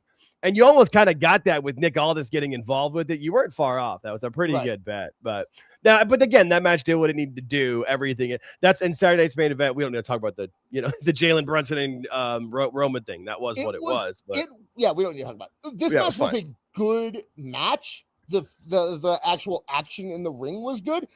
I personally like the Nick Aldis thing, but I am also a big Nick Aldis fan. I like Brutus Magnus, so I'm really excited about seeing him in the ring, and I think they've done a good job with that storyline. I'll tell you what I didn't like. I didn't like the stupid belt slap at the end. I thought it was unneeded, and it seemed very weird that they made a big deal about it the next day at the SummerSlam kickoff. Well, I think that was the only reason they did it was so they could have that kind of face-off moment. Otherwise, how are you going to have them have that face-off moment and you figure something better? Yeah. You figure out something better than a belt slap. You know what I mean? Like, yeah, I get you. No, I get you. That was well timed, though. It was well timed. It looked good, and if it was an accident, if there's a world where that was a mistake and it just so happened to happen when it did, and they've used it, I'm fine with that. But if that was planned and that was something that like they were like, okay, now we gotta practice this. Punk, throw the belt over your shoulder. Cody, you have to make sure you're in the exact right spot. The strap up, we want the strap of the belt to hit you slightly above the eye. That would be great. And then we're gonna make it a big. It's like if that was your big hook with them two, unless it's a red herring, unless we are getting to it's just to throw us off the scent so we don't catch the Cody heel turn here. Then I might be a little kinder to it after that. But like even Max, like when we saw the belt slap, it was like, oh neat, you hit him with a belt. That's kind of cool. Like it's a little disrespectful. But then the blow up on the kickoff show was just like, guys, like this is your hook. So hopefully they do something with it they go further than a belt slap on Saturday night's main event. But the match itself, I mean on SmackDown, but the match itself I thought was pretty good. Awful. Before the show, or actually during This Is Awful, you said that you had a little bit of a problem with the booking of this match, but then we never got to it. So what was your problem with it? Gunther and Cody work phenomenally together. Every time that those two were facing off with each other. It was just like, man, now this is pro wrestling to me. Both two serious fucking contenders. Cody I can't remember. Huh? I just said Punk and Gunther. Punk? No, I thought you said Cody. So I was just. I think you said Cody and Gunther, but you're good. Yeah, you said. Yeah, I'm so sorry. Yeah, I meant to say Punk and Gunther. Easily, those two. I'd rather see them face off at SummerSlam than Cody and Punk. Seriously, they just work so well together. And now I'm struggling to really be interested in SummerSlam. I gotta be honest. Even after what we saw on Saturday night's main event, the match was good. Yeah. But Cody and Punk came out on top, and I agree with you. The belt slap. I mean, not enough juice on that. Not enough juice on that. Something's got to give. I'm so not ready. I'm so not ready to watch SummerSlam. I know that Tuesday afterwards, it'll be like, so what'd you think of SummerSlam? Motherfucker, I didn't watch it because I'm just not interested in anything going on, especially Roman and Seth. Like, what the fuck is going on here? But I digress. What'd you guys think? Seth, you know what? I'm pumped for SummerSlam. I'm really excited about it. Okay, I'm excited for SummerSlam, but I'm always excited to. I'm excited for like most wrestling. of the stories. I don't like the Roman and Seth stuff, but yeah. I don't like the Roman. Yep, I was gonna say. I'll give you that. Roman and Seth stuff. And I'm definitely there on Cody and Punk. I think I'm there for Cody and Punk because I want to see Cody versus Punk. I'm interested in that match. They've had a match in 18 years in the singles match. That's cool. Yeah, I don't think they have done anything since announcing it that has made me more interested. And I think that a lot of the reason that I'm interested is because of stuff. Fair enough. Is just because of stuff that as a wrestling fan I know, and as a wrestling fan I can pick up on. But in general, I think that it's been they need to cut. It depends. And I hate to say this, but it does depend, because if they do want a shocking Cody Rhodes heel turn or something at SummerSlam, then they kind of got to remain respectable. But at this point, you've already kind of blown that with the belt slap. And yes, I understand that there was a confrontation backstage afterwards, but the confrontation was because of the belt slap. So, it's to hinge everything on that. You need something else. I don't think that's the thing is I don't think it hinges everything on that, because the reason you were excited about it when they announced the match was because it has all the history and the promos have been good enough. And right. And the thing, and I agree with Awful 100% on Cody on Punk and Gunther but they've had a couple of matches and they've been great, and they're saving those ones. Over Brock. I keep, Oba Brock's gonna be obviously great. I'm excited about Oba Brock. And I'm excited for Gable and Penta should be good. And I want to see Nick Aldis wrestle too, and Gunther's a perfect opponent. So there's I'm not sure if Trick has a match yet, but I'm sure he will. I'm gonna bring up probably Baron Corbin. I'm gonna bring up that's probably right. I'm gonna bring up the Gable and Penta stuff. That keeping that as a I respect you, you respect me storyline makes sense in my head. Keeping Cody and Punk as that doesn't make sense in my head, and I just don't like that the catalyst was something so yeah, but I small. think it's been building already for Punk and Cody with the promo they had after Mania and the ones before. It's been and it's just more building onto Cody, like everybody's been saying.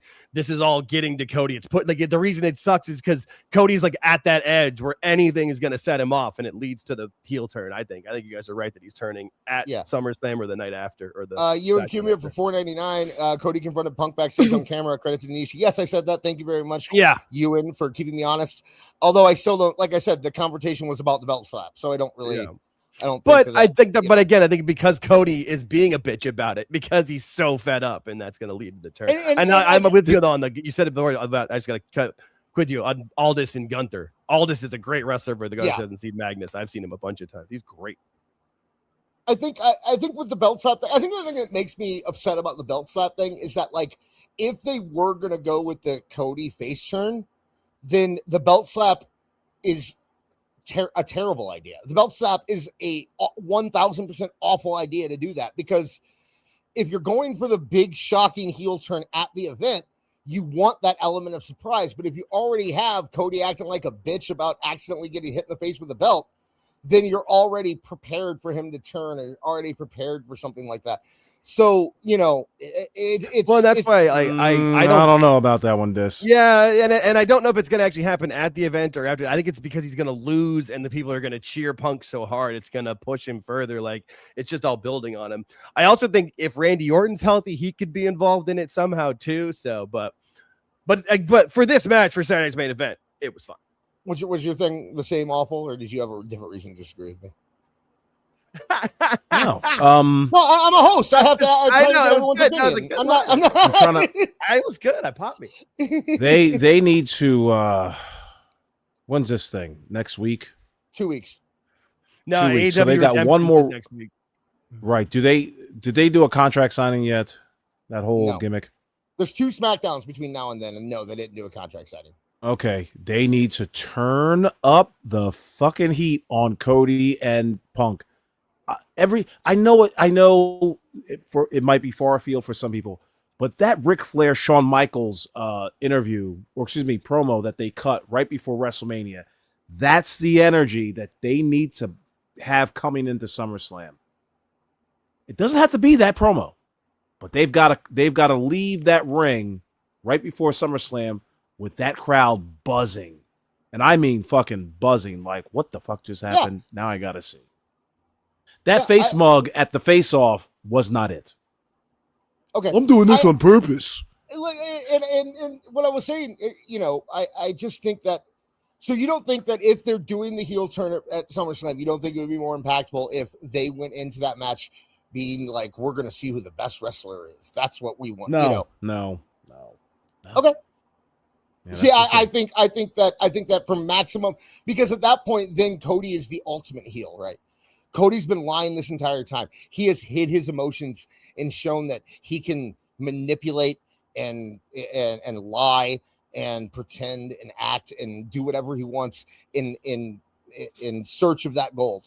I'm saying that he is a heel now, but we just don't know it yet. And I'm not saying that as a fact. I'm saying in my situation. I get you. And I think he's being pushed. I think he's still trying to be good, but he's being pushed and pushed. So you think he's going to be pushed over the edge? Okay. Yeah. And that's why I don't know if it's going to happen at SummerSlam or maybe afterwards, or maybe they drag it a little bit longer. Like I even said before, I don't know if it was in a group text or somewhere, I said I think it'd even be, they could drift it out to maybe he's like on a babyface team at War Games and snaps there. I don't know. It depends. Situational. Depends on what happens. I guess the other thing is that I don't see Cody snapping like being great.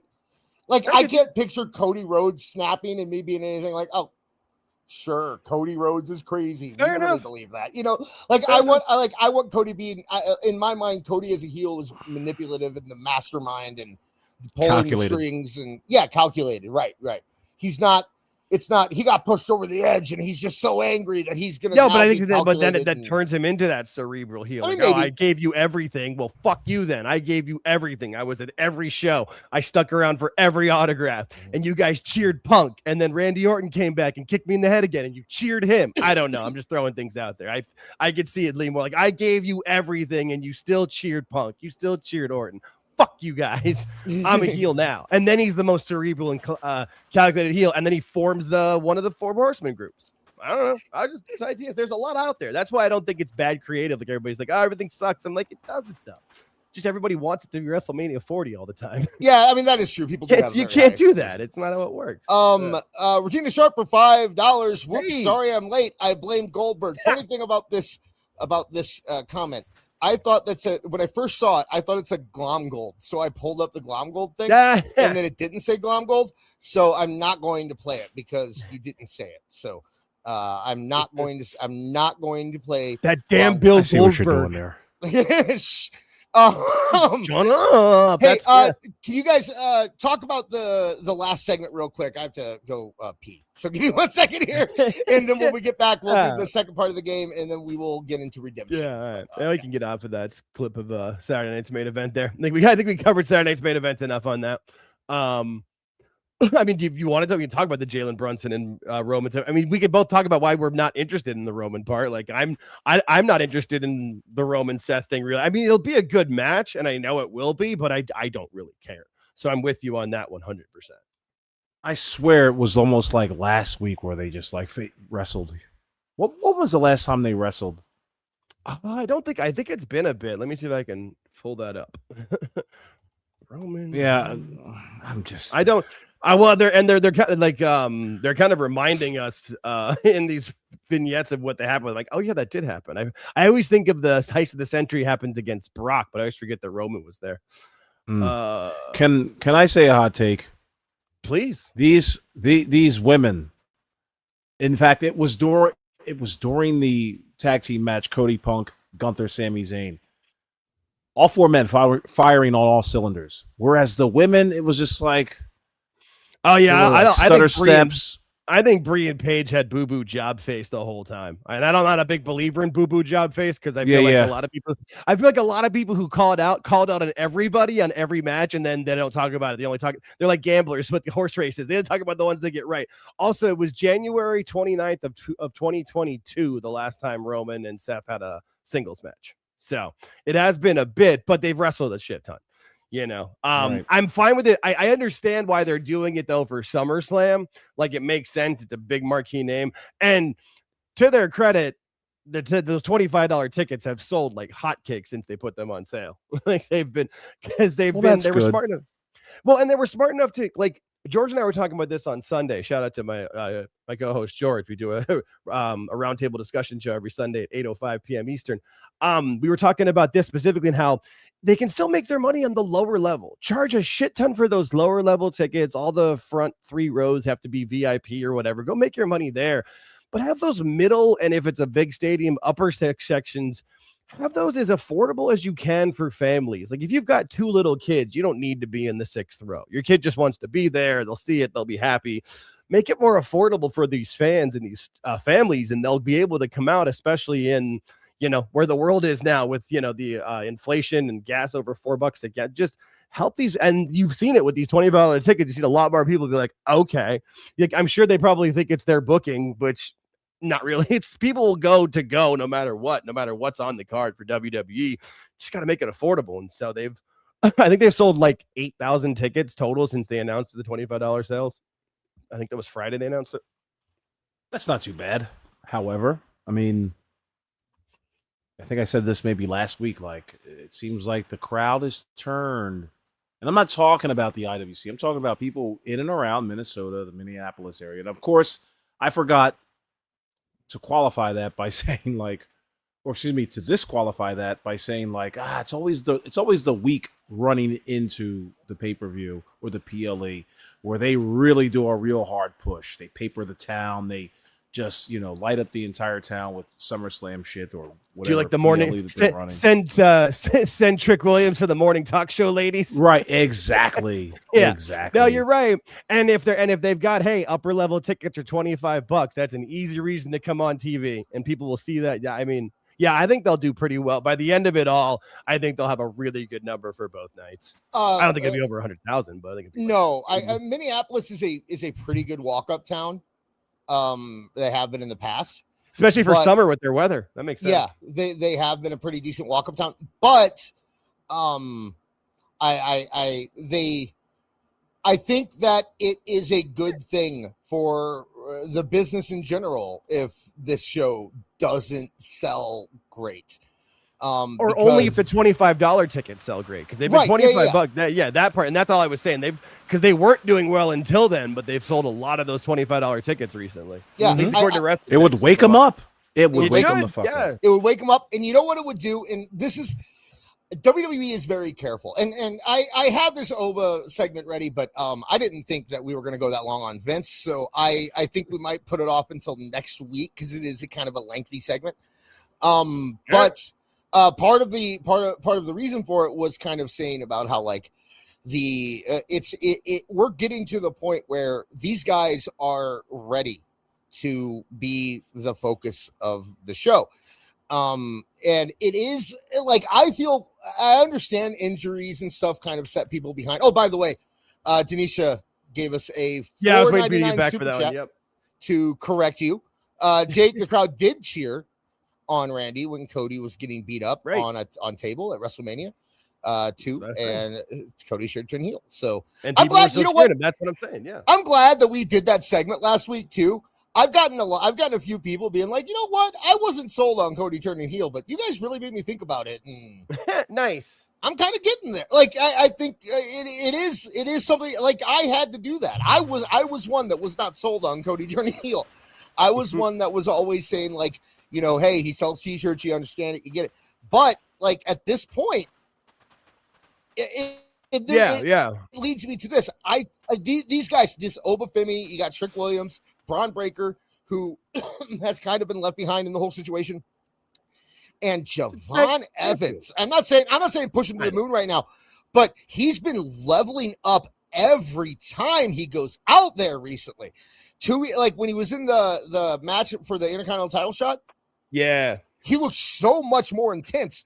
And then when they let him open Raw last night, that was nuts what he was doing. I've never seen him look like he's dropping the goofy part of him. You know, or he's kind of growing up. Right. And you guys won't care about this, but it was a big thing, that jersey he was wearing. Like soccer teams they do different jerseys every season, home, away, in their third kit. He was debuting pretty much the biggest team in Italy's away jersey when he came out. Like that was how they're all announcing. Yeah, they all announced their jerseys before the start of the season, so people go out and buy them. That was literally like how they announced the Juventus jersey, was him coming out with that on. Because which is huge for him. Like I think, you know, I've said before, Oba Femi is obviously going to be huge. Trick Williams obviously is going to be huge. But I think Javon is going to be the guy. While Trick is out there becoming a international superstar and Oba is becoming the biggest attraction in wrestling, I think the QB1 position, quote unquote, could very well go to Javon Evans, because he has a connection with the crowd. His facial expressions are so on point. I'm very, very impressed by Javon Evans. And I think that WWE kind of needs a little bit of like, hey guys, we need to move on from Roman Reigns and Seth Rollins and Cody. And we're not saying get rid of them. We're not saying kick him to the curb and let him go to AEW. But if you don't start using your cachet to get these guys over the way Brock Lesnar is with Oba Femi, then you might be gone before you're able to do that. Right? Like we've kind of seen that with Randy Orton at this point, where he just gets injured so much that who knows if he can do the job at the end and get the next guy over, you know? And so it's time for them, at least by the end of this year, we need at least one of those guys to be, I mean, I'm guessing Oba will probably win the title sooner than later, but they need to really start figuring that out, because if you don't if you don't do something with, yes, it is raining in the background. Thank you. If you don't do something with Braun Breaker soon, you might blow it with him, you know, because. What do you mean? I mean, the man was on fire last year, fire, and then he got injured right before he was supposed to get out. So, you know, you can't control that. I get it. He got injured right before he was supposed to have his crowning moment. Yeah. And that was the second time. So it's like, he's kind of, I mean, we had him up here for a year and a half, and he's gotten injured twice already. Like, I don't know. So if it might be a Braun Breaker problem, honestly, but when you brought him back, he's now been surpassed by Oba Femi easily. He's nowhere near Oba Femi's league at this point. I wouldn't even put him in the Trick Williams category at this point. He's a tag team champion and the leader of that faction now, though, with Heyman. Yeah, but let's see where this goes. Tag. I mean, I'm not saying that it's not going anywhere. I'm saying, okay, get to where you're going. Like, we need to get where we're going. We need to, and if they're getting there, that's fine. If this is about as long as I think they can push it off till, I think that if you don't have, at least if you don't, they need a plan in mind. And I'm not assuming that they don't, but I'm saying that I'm hoping that they do, right? Because it's right on the edge. You hear this, Jake? These impatient WWE fans. Impatient. Braun Breaker's been around for 2 years. Yeah. And WWE is what? He's not even 30. WWE It's is fine. known for over baking. I think we talked about this maybe a month ago. Right. I said Over there have been baking, times correct. where But where then they come out just who was who Right. was I don't think Awful Right. agrees with you as much as you think he does. I'm not No. I'm not agreeing with anybody. No. I'm just saying like Braun Breaker is still young. Trick Williams, like I don't even think Trick Williams, the US title looks good on Trick Williams. Do not move him for another 2 years. Seriously. Don't let him be at that level. Yeah. You know what I mean? But don't put him in front of Cody's face so soon. And don't put him in front of Roman's face so soon. He's got to develop. And that's where I think there's a good part of overbaking your talent, because you want to see not only are they ready, they're super ready and they're motivated to be ready. It's kind of like any employee that you would hire at any business. Like You're acting like I'm saying that they should be pushing. I didn't act like anything. I mean, okay. The examples that you're giving are if I would have said, hey, that guy that they signed, what's his name? The guy from Britain in NXT right now. He should be on the main roster and win the world title. I'm not saying you weren't talking about him. You were talking about Braun Breaker. God damn it. Right, and you were about to say, before me and Jake politely interrupted you, that Braun Breaker, they need to pull the trigger on Braun Breaker. No, they don't. Keep him in a tag team. Let him heal. Go ahead. Yeah, keep him in a tag team. Let the workhorses work around him in his faction or whatever. Then when you're sure that man knows how to cut a good promo, one promo, played a couple weeks ago, sure, it did well, but he's got to do that 52 weeks a year.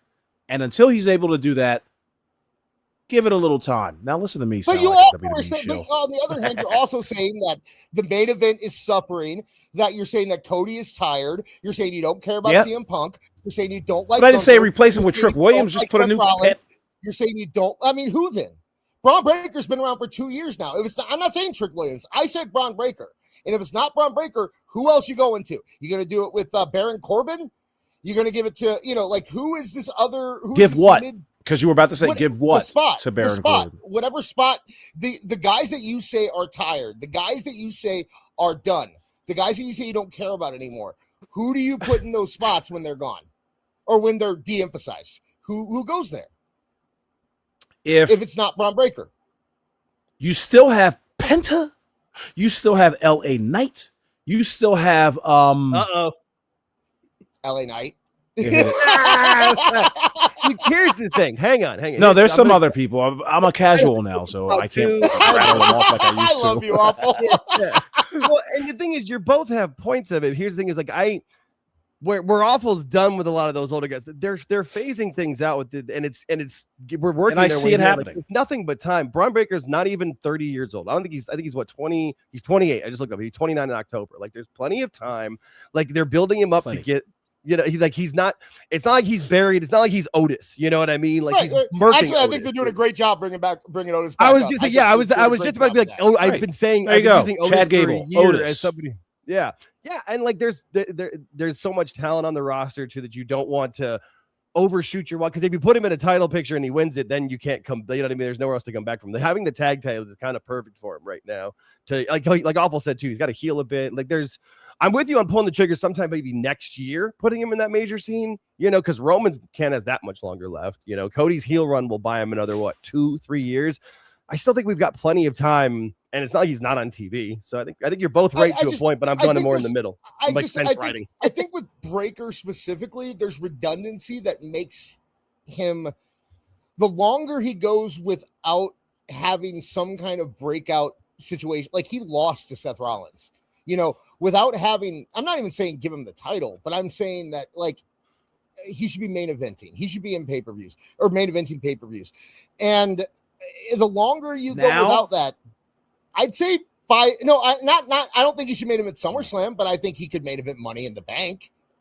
I think he could main event, one of the smaller pay-per-views, one of the B shows, so to speak. But I just when Oba came in, there was a lot of air sucked out of Braun Breaker's room.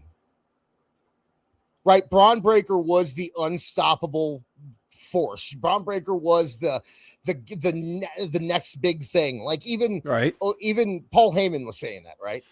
And then Braun Breaker gets injured, Oba Femi shows up, and then it's like, oh, no, that's. But why do you think that there can only be one slot? Like, you know what I'm saying? Like, Braun Breaker can still fill his lane.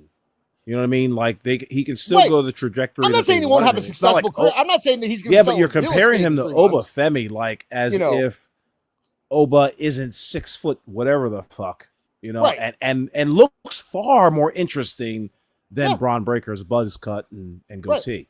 So absolutely, yeah, those are two different lanes, and I just those comparisons should. I mean.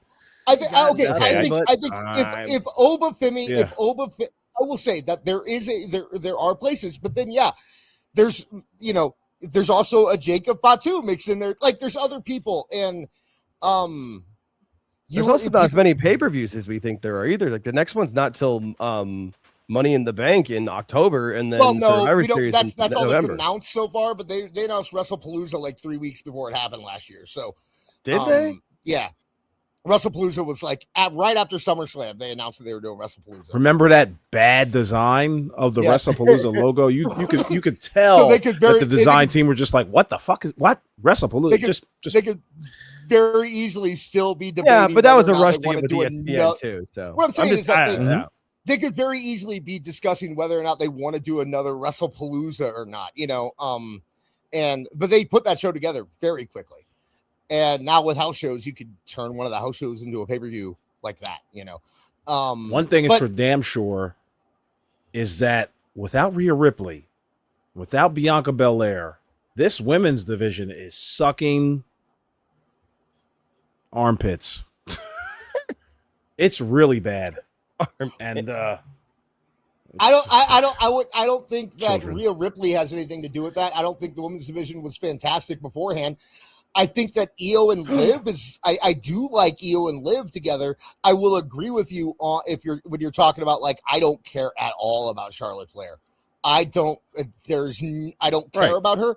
I like the women that I care about have absolute. Here's what they should do. They're doing this ladder match at Okay, we got a couple super chats. Let me get through these super chats first before we move on because they're making fun of me. We haven't moved on all night. We got Luigi Shaw for $5.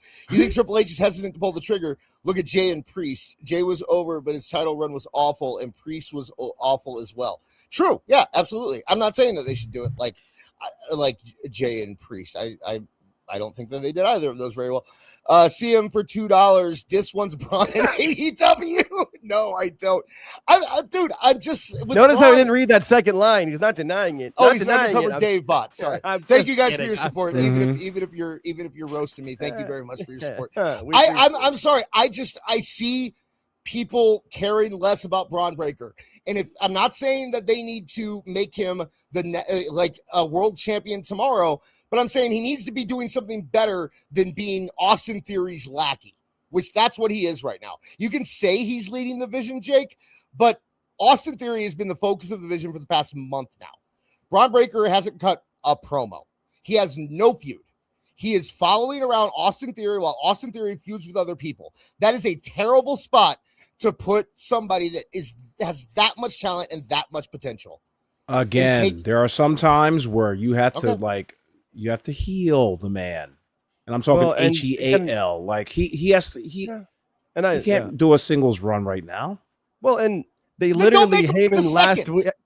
Don't make him you had to get Maxine into the group, which is the reason Austin's part of it. Right. Heyman just left them last week. Like 8 days ago, Heyman's like, the group's yours. I'm out of here. Give it a little time. Now, if we're talking a month from now, 3 to 6 weeks from now, if it's the same thing, you're absolutely right. But give it a little time. You know, they just got the group last week. But look, it's not like Braun Breaker has been back for 3 minutes. Braun Breaker he fought at Night of Champions. He had a major match at Night of Champions and lost. He's lost heat to Seth Rollins on multiple occasions. And I understand you got to get Seth Rollins ready for Roman, but maybe Roman and Seth Rollins wasn't the best thing to put as your main event of SummerSlam. And I think we all agree with that because we all said that we don't care about that match. So I'm not saying you're wrong on that. I'm just saying right, where so it is. why He lost at Atlanta Champions and won the tag titles the next Raw or the Raw after that. So he's doing okay. So it's okay. Okay. If you think the tag titles mean anything, Jake, I envy you. The tag titles on Raw are just what, dude? What? No, are the tag they? titles on SmackDown don't mean shit. The tag titles on Raw have been fun with the Street I Profits. mean, they've been fun, but they don't have no. They have no like. They don't. It's not like anyone can win those. I'm titles. just here to have fun, buddy. It's wrestling, dude. man. It's okay, dude. We're It's debating. okay. I mean, okay. I know. I'm just thinking it's been fun. That's all I need. That's all right.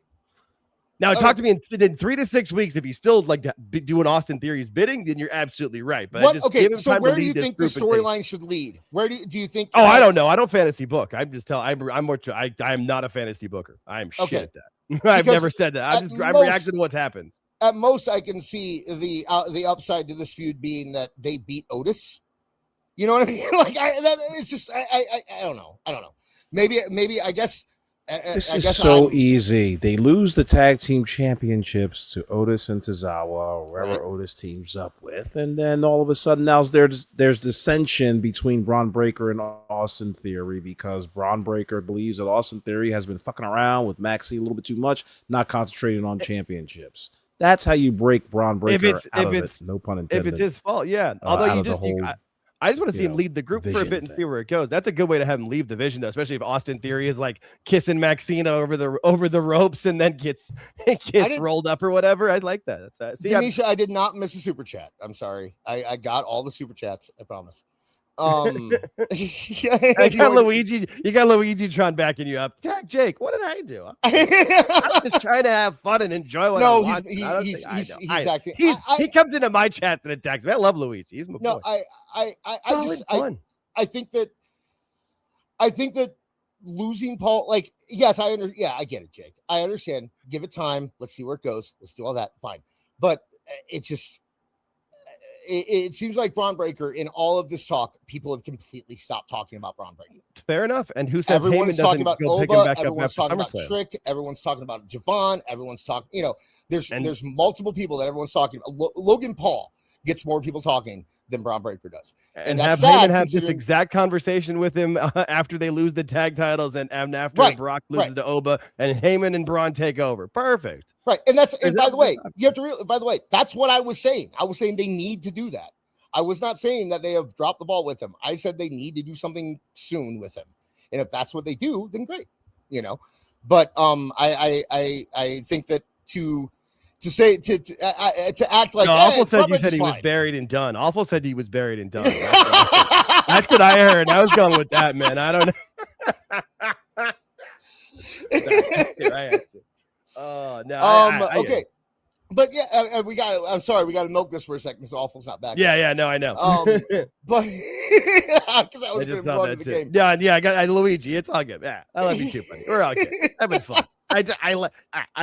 If I'm not laughing, basically, I'm always laughing when we do this at the show. My face hurts by the end of it. It's very weird, though. I will say it's very weird because when I'm too easy on WWE, it seems like everyone calls me a shill, and then when I criticize them even a little bit, it seems that everyone calls me a day. So I don't really understand what lane I'm supposed to be in. I'm just trying to give my actual opinions. And that's where the being Jewish helps me out because I always feel guilty anyway. So like I know he's gonna be wrong no matter what I do.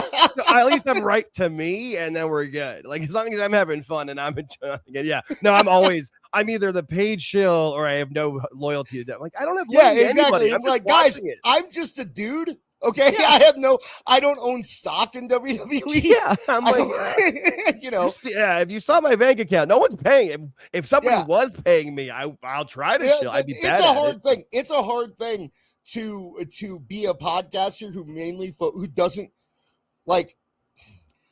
doesn't just kind of suck off to AEW all the time. It's kind of difficult, and the reason is because at least like those guys are doing it because they're hoping to get access, right? They're hoping that Tony Khan will call them and say, you've been wonderful. And half the time he does. He gets out their shows and he does all that crap.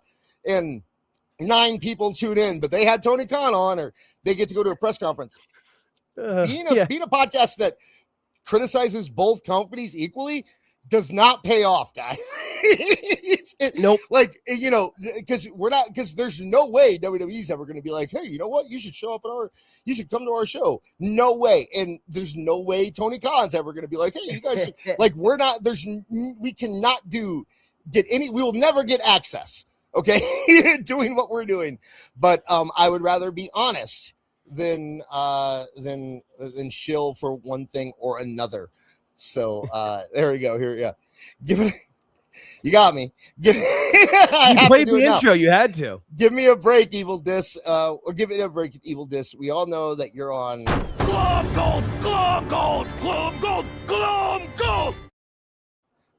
payroll. Thank you very much, Regina. We had to get some Glom Gold. I trolled you a little earlier when you said Goldberg. So yeah, these payrolls, I'm like, these must be nice because I've never seen it. Hey, come on. Remember when that was a thing though? Like every time we'd say something good, they're WWE's obviously paying you. It's like, oh great. Yeah, I would love that. I would love to see that WWE check, that we get. I always looked at some of those people that were saying that's one of those like accusations that's really a confession. Like you're either been paid or trying to get paid for your opinions of it, so you're blaming other people for it. I guess I'm like, WWE doesn't need to pay anybody. They pay with access, if anything. AEW, like you said, Tony goes on those podcasts with 79 subscribers. Motherfucker. Yeah, I know. I saw he did a Fightful thing a little. You know what? I will give AEW a compliment now. I will say something nice about AEW right now. Tony Khan has done a fantastic job of not giving me a lot of material to work with over the past few months. Have you noticed that? Like, it's very hard to get that, to find something to joke about about Tony Khan because he doesn't say anything anymore. Nothing. And all he does is these lives that are so boring and just repeats the same things over and over. There's nothing fun about them anymore. We try to watch them on the show, George and I, and they're just boring. Yeah. He doesn't have a lapel mic, so it sounds like he's way back here. Regina, for another 5, you troll me, I troll you. Trolling is fun. I think we're a whole place full of trolls here, so you're more than welcome. Everybody's under the bridge here. It's fun, but we really do support. You know what? That's what we'll talk about. We really do welcome your support, and we appreciate it. We will talk right now. Awful has not returned yet, so let's get into the future. He got stuck in the rain. Let's get. The only thing I can do without him here is talk about the future of this podcast. So I mentioned it at the beginning of the show, and we kind of alluded to a little bit of it. But yes, it is official, as Adam Pearce will say. The first Tuesday of August, the Tuesday after SummerSlam, Tooney Talk Wrestling, at least as a regular podcast, will in fact come to an end. Oh, big news, by the way. Santana is on NXT. Mike Santana. Nice. You heard it here first. Last year on Tooney Talk Wrestling, we reported that Santana was going to go to WWE. You heard it here first, folks. You have to go back way in time, but we did say that last year. Anyway, this podcast will be coming to an end under this name, under this branding. We will be moving over to Awful's channel, and I know that there have been questions as to why, and the only answer is that I said it on on This Is Awful this week, and I'll say it here too. There are logistics involved with YouTube where what we do on this channel could affect Marv's channel. Okay, if we get punished for doing something here, Marv will get punished for what we did. Marv's bigger, the Empire. So we don't feel comfortable enough to keep doing this show and kind of going on and stuff like that, knowing that if we say one wrong thing or we do one wrong thing or somebody gets mad at us because of a wrestling opinion that we had about Sean Ross Sapp or something, that they're going to go and destroy Marv's other channel, which is kind of his livelihood. So we're moving over to Awful's channel. We will be there starting. Actually, we haven't set a date yet. We'll have that for you on the last Tooney Talk. But on the last Tooney Talk, it's going to come after SummerSlam and the Tuesday after, and we will definitely have the start of it. We will come in and talk a little bit about SummerSlam and let you guys kind of get that out of your system. Any big news that happened over that weekend. And after that, Marv and Kev will be joining us. And we're going to have a little trip down Tooney Talk Lane. We're going to bring back some of the classic bits. I'm going to be looking for a lost Dr. D promo that we can find, something like that. We're probably, I have a Monet mag saved up for Marv to whip out. And Awful has been working on a little, some stuff here and there. And I have? You told me. You told me you were. No. I just told you I watched the first episode. I gave you my wish, and I knew how hard it would be to try to cobble up like clips from how many shows did we do? Like maybe 100 shows. Yeah, that's a tall order. I mean, we can, but we have clips. I can pull. So we might just go into the archive and pull some clips out and take a look at some of the stuff we used to do, and just talk and hang out for a little bit. I'd rather have it just be a fucking just a great session with the 4 originals that did this show. Yeah, fuck you, Jake. Really talk about get out of here. Get out of here. Hey, I get it. If I have to step out, I get it. For crying out loud. I'm joking. I don't think he's joking, Jake. But anyway, yeah. So I can't wait. Yeah, that's what's till August 4th. So. Let's place a bet now. Who's going to be the first to shed a tear? Marv. My ass. It'll be you. Marv. 1,000% Marv. No, I've already, dude, I came to terms with this a long time ago. 1,000% Marv. 1,000%. I know Marv. It's like he won't think he will. He'll think, I don't care. But then he'll get here and it'll just be like, he absolutely 1,000% will. It'll be Marv. I promise you. I promise you. You want to make a bet? How about Awful died. Awful's gone. Yeah, I was gonna say, how about? I thought that was me, dude. My sound's been being weird because I gotta get a new headphone mic cord like you did. And oh, he's back. He's back. He's back. I touched my mic and the fucking went off. You left it so. I literally just touched it. And I don't know what the bet would be. You want to come here and slap me if I'm wrong or something? Oh no, you got to pay me. I ain't got no money. What are you talking about? I ain't got no Did you money. not hear us talking about how it doesn't pay off to do what we do? Yeah. Right. While you were gone, I was having a heart-to-heart with the chat. I'm still digging up for Counselor to show up and Evil Dose to make his return. In. We're gonna bring back Jack Vaughn is gonna hang out with us. Why you keep bringing up Jack Vaughn? What's your heart on with Jack Vaughn? We still had Ant Evans, we had Swerve, we had. There you go. Mish. Well, don't say that because that sounds like a promise that we can't keep. The other ones are like, of course you're not going to bring on Jack Vaughn. You say Mish, and it's like, oh, they're bringing Mish. Like we're probably not bringing. Yeah, people are going to ask for Dose now. We got to. Yeah, like Dose. Yeah, no. Nobody's going to think we're actually bringing Dose on. There is actually. I want to see how knowledgeable the chat is. And if I could just ask for 30 seconds of silence so that the chat can respond and answer. Who was on the show? Well, I mean, I get, we won't, because we'll be looking at the chat. I won't answer your question. Who was the first person on Tooney Talk? I'm constructing this wrong. Who was on the very first episode of Tooney Talk Wrestling and never showed up after that? I was stunned. I talked about it before the show, but you know the answer. But who do you guys think it was? I'll talk while they're answering that because I have a question too. Here's a little trivia: who was advertised to be on the show beforehand and never showed up? There's somebody else that it's not Evil Frank, it's not Dose. We got one. Well, someone got it right. Yeah, somebody got it right. It's all AEW neck. Dude, bro, Beard, I was stunned because I was just right before the show. I was just like, let me check out the first episode. I checked it out, and I saw your avatar on there. I was like, what the fuck? What alternate universe did this take place in? I don't remember that happening at all. How about the first 3 weeks of the first 3 weeks we were planning the show? The first time we put out like a graphic about the show, Alyssa was on it too. That's right. Yeah. Holy shit. We thought Alyssa was going to be on, and it took forever to finally get her to come on.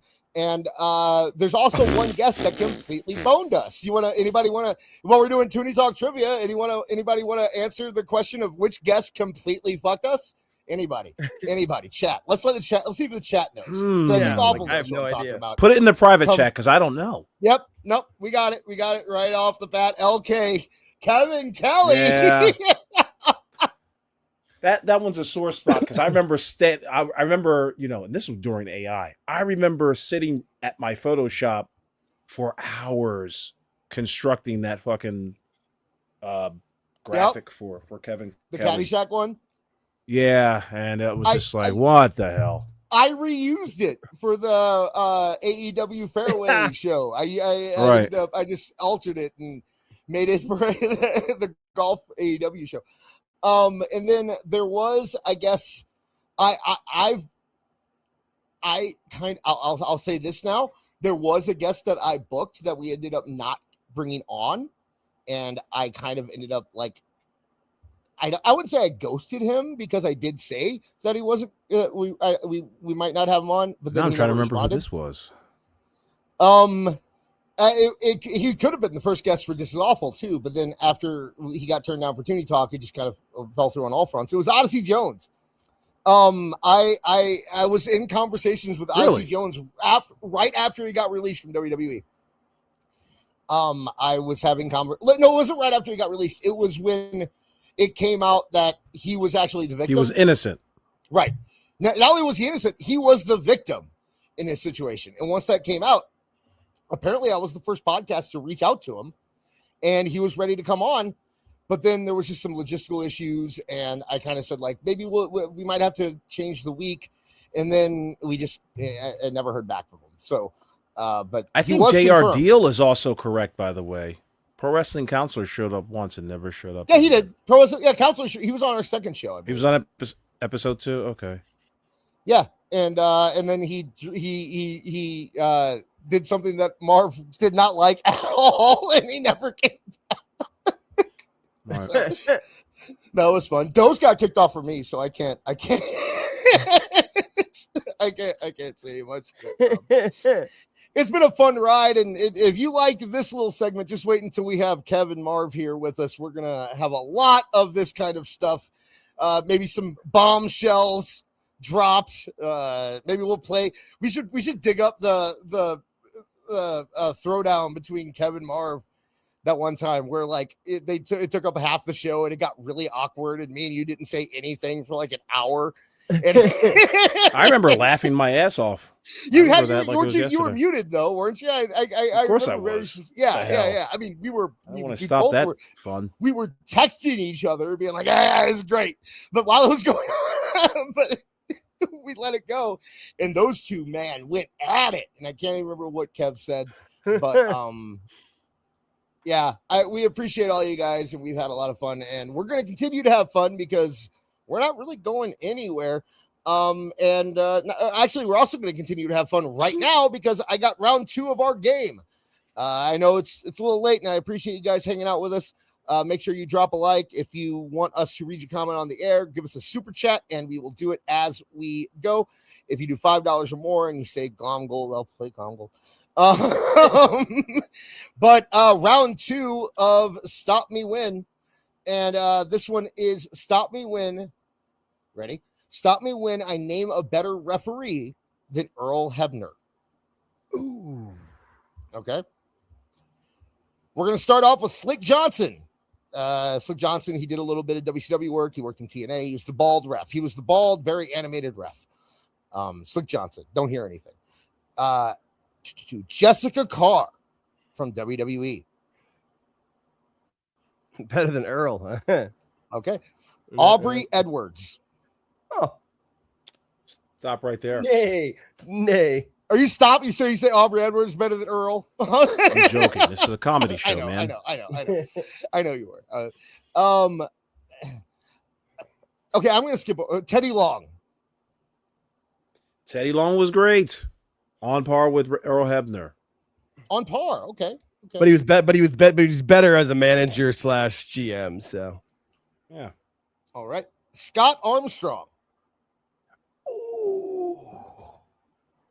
I don't even know what the criteria is. Like Dave Hebner had a twin that put him over the top. You know what I mean? Like, other than that, he was, okay. It's that guy, but it's not like he made any big waves. The criteria is for you. Like I said, it's based on opinion. So yeah, I've got two answers I'm looking for. I think at this point, I think John Cone. Who? Yeah, he's just been in WWE a long time. Okay, Bill Alfonso. Nothing. Okay. Mm-hmm. Dave Hebner. Keep it going. Tim White. Keep it going. Yeah, he was more known for like being Andre's driver and then like the bar stuff. But so Randy Anderson. Okay. That's the TNT the NWA WCW guy with like Pee Wee, Randy Pee Wee Anderson. Nick Patrick. Okay. Mike Chioda. Stop. Okay, there you go. That's Mike mine. Chioda. Yeah. Okay. I had Chioda, I had Charles Robinson, and then was it like Brian Hildebrand or whatever? Yeah. Mm-hmm. Yeah. Those are the ones for me. Jimmy Corderas might have been on that list for me. I was about to say Jimmy Corderas. No Jimmy Corderas. Okay. Joey Morella. Charles Robinson. Okay. Awful's just going, huh? Okay. And because there's that one guy. Who's the I one haven't guy? heard his name yet. I can't remember his name. Because that was the end of my list. So if you have one guy, then, which one guy? Who was the one guy who reffed Steamboat Flair all those times? Tommy Young, right? There you have it. Ding, ding, ding, ding, ding. Tommy Young. There we go. He was He was actually on my original Big Giant list, and then I kind of trimmed it because I didn't think we'd have time to get to everybody. But yeah, Tommy Young. Okay, Tommy Young got it over Earl Hebner. So there you go. So we have so basically it goes for you either Mike Chioda or Tommy Young, and then Earl Hebner. I actually really like Joey Morella. If I were going to pick one, I would go with Joey Morella.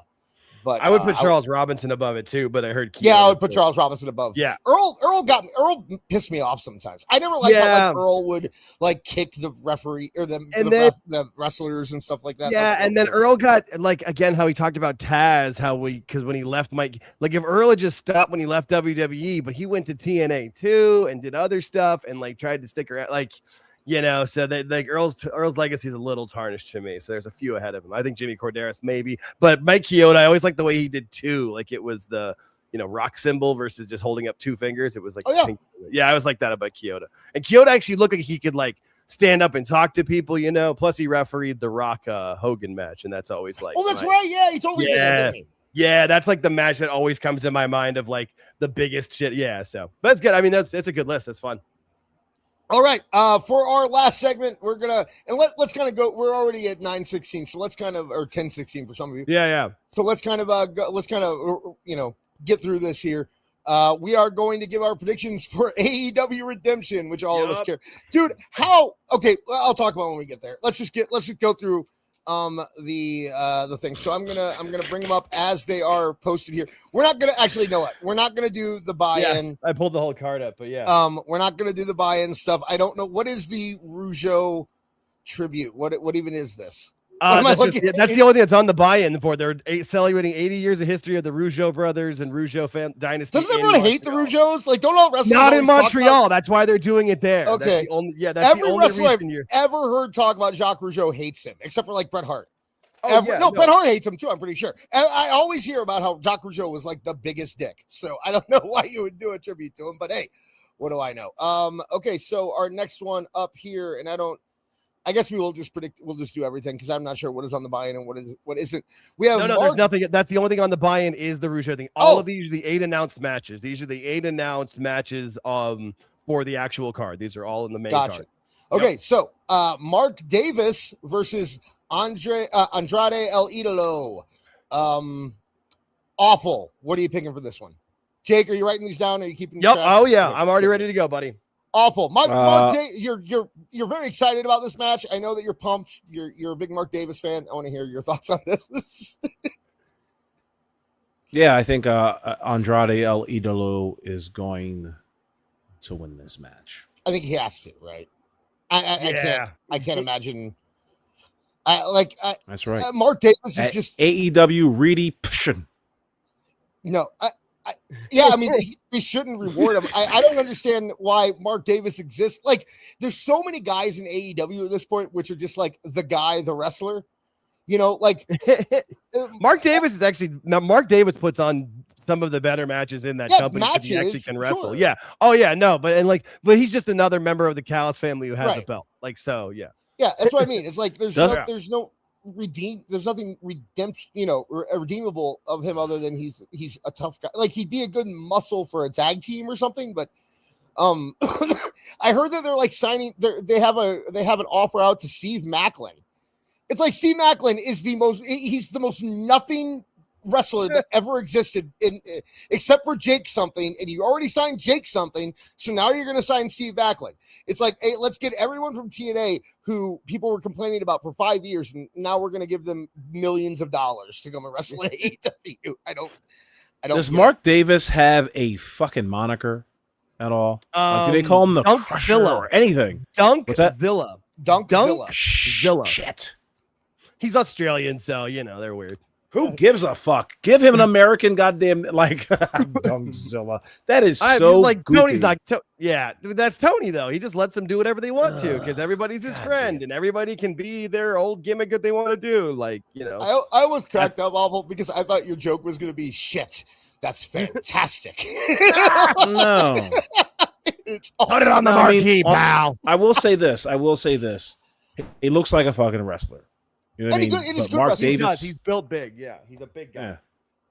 Which is why they don't know how to book him. They've never figured out how to book him because he weighs over 230 pounds. So they don't know how to do it. He's taller than 6'2". Yeah. Could they have gotten a better fucking render for Andrade? Like, what's he about to go party or something? Like, get the glasses off of him. Gimmick. With the hooers. No, that's his gimmick. Is he dresses nice and parties with hooers. That's his gimmick. Or at least take the glasses off. Oh yeah, according to Sauce in the chat, by the way, it's Dunkzilla. It's because he has a big ass. He does. He has a very, very large dunk. Yeah. So it's like badonka donk. Oh my god. Yeah, that's what it is. He does have a big ass.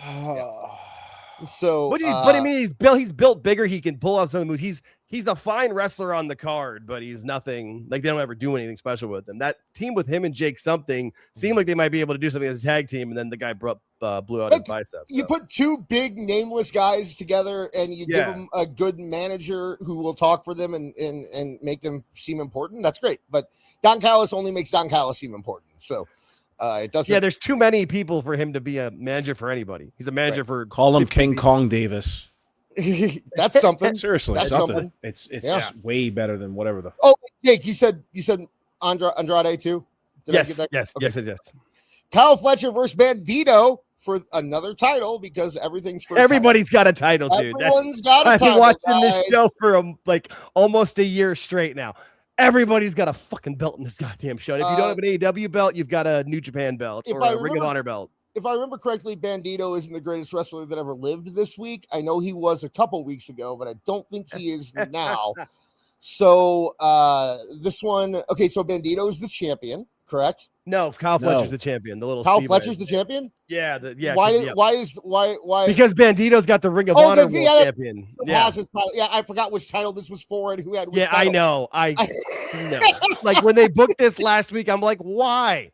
And they went about this the most backwards way. Like they crossed each other, and like Bandito and Brody King were leaving the ring, and Fletcher was going to the ring, and they like bumped into each other, and Kyle Fletcher got big mad about it. It was dumb as hell. Yeah, it's got to be Fletcher. Yeah. I can't imagine that they'd take the title off him to give it to a guy who already has a title in Ring of Honor. And like the only money left for Bandito in AEW at all is for him and Brody King to feud against each other because they were a tag team for so long. Bandito just is another faceless masked wrestler in AEW. Woohoo! Right. Awful. What are you thinking? Bandito. You're going Bandito, huh? Okay. I see what you're doing. You're playing. Yeah, you're playing the game here. Yeah. You're playing the game. I get it. I respect it. All right, we got next up. We got a no holds barred match between. It's not Chris Jericho. It's Painmaker. Sorry, against Tommaso Ciampa. I'm going to start with you this time. Awful. Painmaker. I keep saying Rainmaker. Painmaker. More like Rain Man. Right. Versus Tommaso Ciampa. What are you thinking with this? I mean, this will be a good match. I'm sure. Jake, who won that match on Dynamite? Ciampa. And that's what brought out the Painmaker. Okay, yeah. All of a sudden, he's Timu Demon. But yeah, I'm saying Painmaker for the win. Jake, what are you thinking? I agree. I think he would, because if it was somebody younger, like he could be like, "Oh, I'm putting over the younger talent." But Ciampa's not that much younger than Jericho, so, and he looks older. So yeah, no. And just it's funny that Jericho's been back 6 weeks, and he already had to bring back the Painmaker gimmick. Like he is out of ideas. So did Jericho do anything on the last pay-per-view? On the last pay-per-view, which one was that? Was that Double or Nothing? Or not Double or Nothing? Yeah, was that Double or Nothing? Was the last one? I thought the last one was like. Oh no, the last one was Forbidden Door. Yeah. Forbidden Door. I don't think he was on the Forbidden Door card. No. I think Ciampa's gonna win. Because I think Jericho wants to. Whenever Jericho comes back, he's got to have that big loss where he goes, "Look, guys, I'm a team player. Look at how I'm willing to lay down," and how I think I'm gonna go with Ciampa on this. Cool. I don't know. Just I don't think. Yeah, no, I agree. I was so thinking if it was a younger talent, I would agree with you 100%. I think but I agree. I see what you're saying. Plus, it still holds barred, so that's he can have somebody help him or use weapons. Yeah, because I don't know. Next up, we got Shida versus Maya World for the TBS Championship on pay-per-view, another title match. We've gone through 5 matches now, and 4 of them are title matches. Actually, no, I'm sorry. We've gone through 4 because the first one was a match. 4 matches, and 3 of them were title matches. So we have and 3 title matches, 4 champions. We have so Shida versus Maya World. I don't care. Maya World. They seem to like her. She seems to be getting a little bit of momentum here. I'm going to go with Maya World on this one. Awful. What do you think? A few weeks back, I think I did a Dynamite watch along, and I mistaked Mercedes Moné for this broad here, Maya World, because the look is so goddamn similar. They look like each other on the poster. But I'm going with who's the champ? It looks like Shida. Shida, yeah. Yeah, they're going to reward the young girl. Maya World goes over. Yeah, they've been pushing the crap out of Maya World. She was one of those girls that when what was it? Tegan Knox and her girlfriend didn't want to wrestle on Collision because they were going to get squashed. It was Maya World and her partner that took the match and took them. And they've really been pushing Maya. And then her brother was recently killed in a car accident, and they've been pushing her to the moon since. So I would be shocked if she doesn't come out with the win. All right, we're moving on to the Death Riders versus the Young Bucks. Let me bring this up. Will Ospreay and Jon Moxley, because Will Ospreay is in the. What the fuck is that graphic? I don't know. And here's another champion, even though it's a title match. There. Yeah, it's not for it, but Moxley's the Continental champion. AEW is so great. AEW is on a roll. AEW is fantastic. By the way, Jon Moxley almost killed Will Ospreay Will Ospreay came back and immediately teamed with Jon Moxley. Yeah. Well, no, he reluctantly joined the group, but he was like, I'm going to learn from this. Yeah, I'm going to learn from this guy who almost killed me and then kidnapped me, but I'm going to learn from him. Yeah, it made no sense. And then I wonder where this is leading. I wonder what's going to happen. So we got the Death Riders versus the Bucks. Jake, I'll let you go first. What do you got? Oh, it's got to be the Death Riders. I mean, Ospreay's in the title match at All In. It's like he's going to his home. To the next pay-per-view is Wembley, so he's got to win. Yeah, I get you. Awful. What do you got? I say the Young Bucks are going over. I don't think anything having to do with All In has got anything to do with this match. Ospreay doesn't have to take the pin. Moxley can eat that pin or that double savate kick or whatever the fuck they do. But look at that goofy look on Ospreay. How did this even get published? And then there's Moxley right behind him. Like, what? Yeah, Moxley taking a dump behind Ospreay. Everybody put on your mean faces. Yeah, no, I mean, but this is the same company that had the video for Redemption that they let go in Canada. Like, hey, Montreal, come to town and watch Kenny Omega take the title from MJF. Whoops. Yeah. Yep. So this company's they're not great with graphics and PR. I will always, if I'm undecided, I will always lean Young Bucks. So I'm gonna go Young Bucks on this because they always seem to win when it doesn't make sense. Right, that's valid.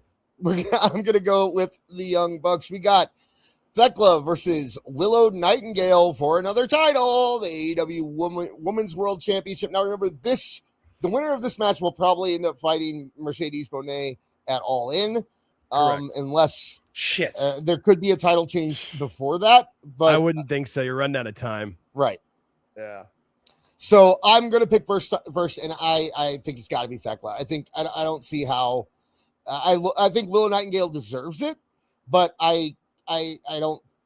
They've been building to the Thekla Mercedes thing for a while, teasing it, and I think that's where they're gonna go. So, Jake, what do you got? I'm gonna go the other way. I think they've actually been teasing Willow and with Willow and Mercedes having that path, and Mercedes, the only title she hasn't won is the championship title, and to take it from Willow, I don't know. Just like to lose it to Mercedes next pretty month. much. That seems to be what that. Yeah, that's kind of pretty much. And Willow's about the only person that signed with AEW right now where I'm like, get her over to NXT. She's the only talent. Get over to NXT. I'm basing mine on the fact that since you're not wrong. Mercedes has come back, the one match that everyone's been saying, like all the AEW fans have been saying, is we need to see Thekla versus Mercedes. So, and Awful, what do you got?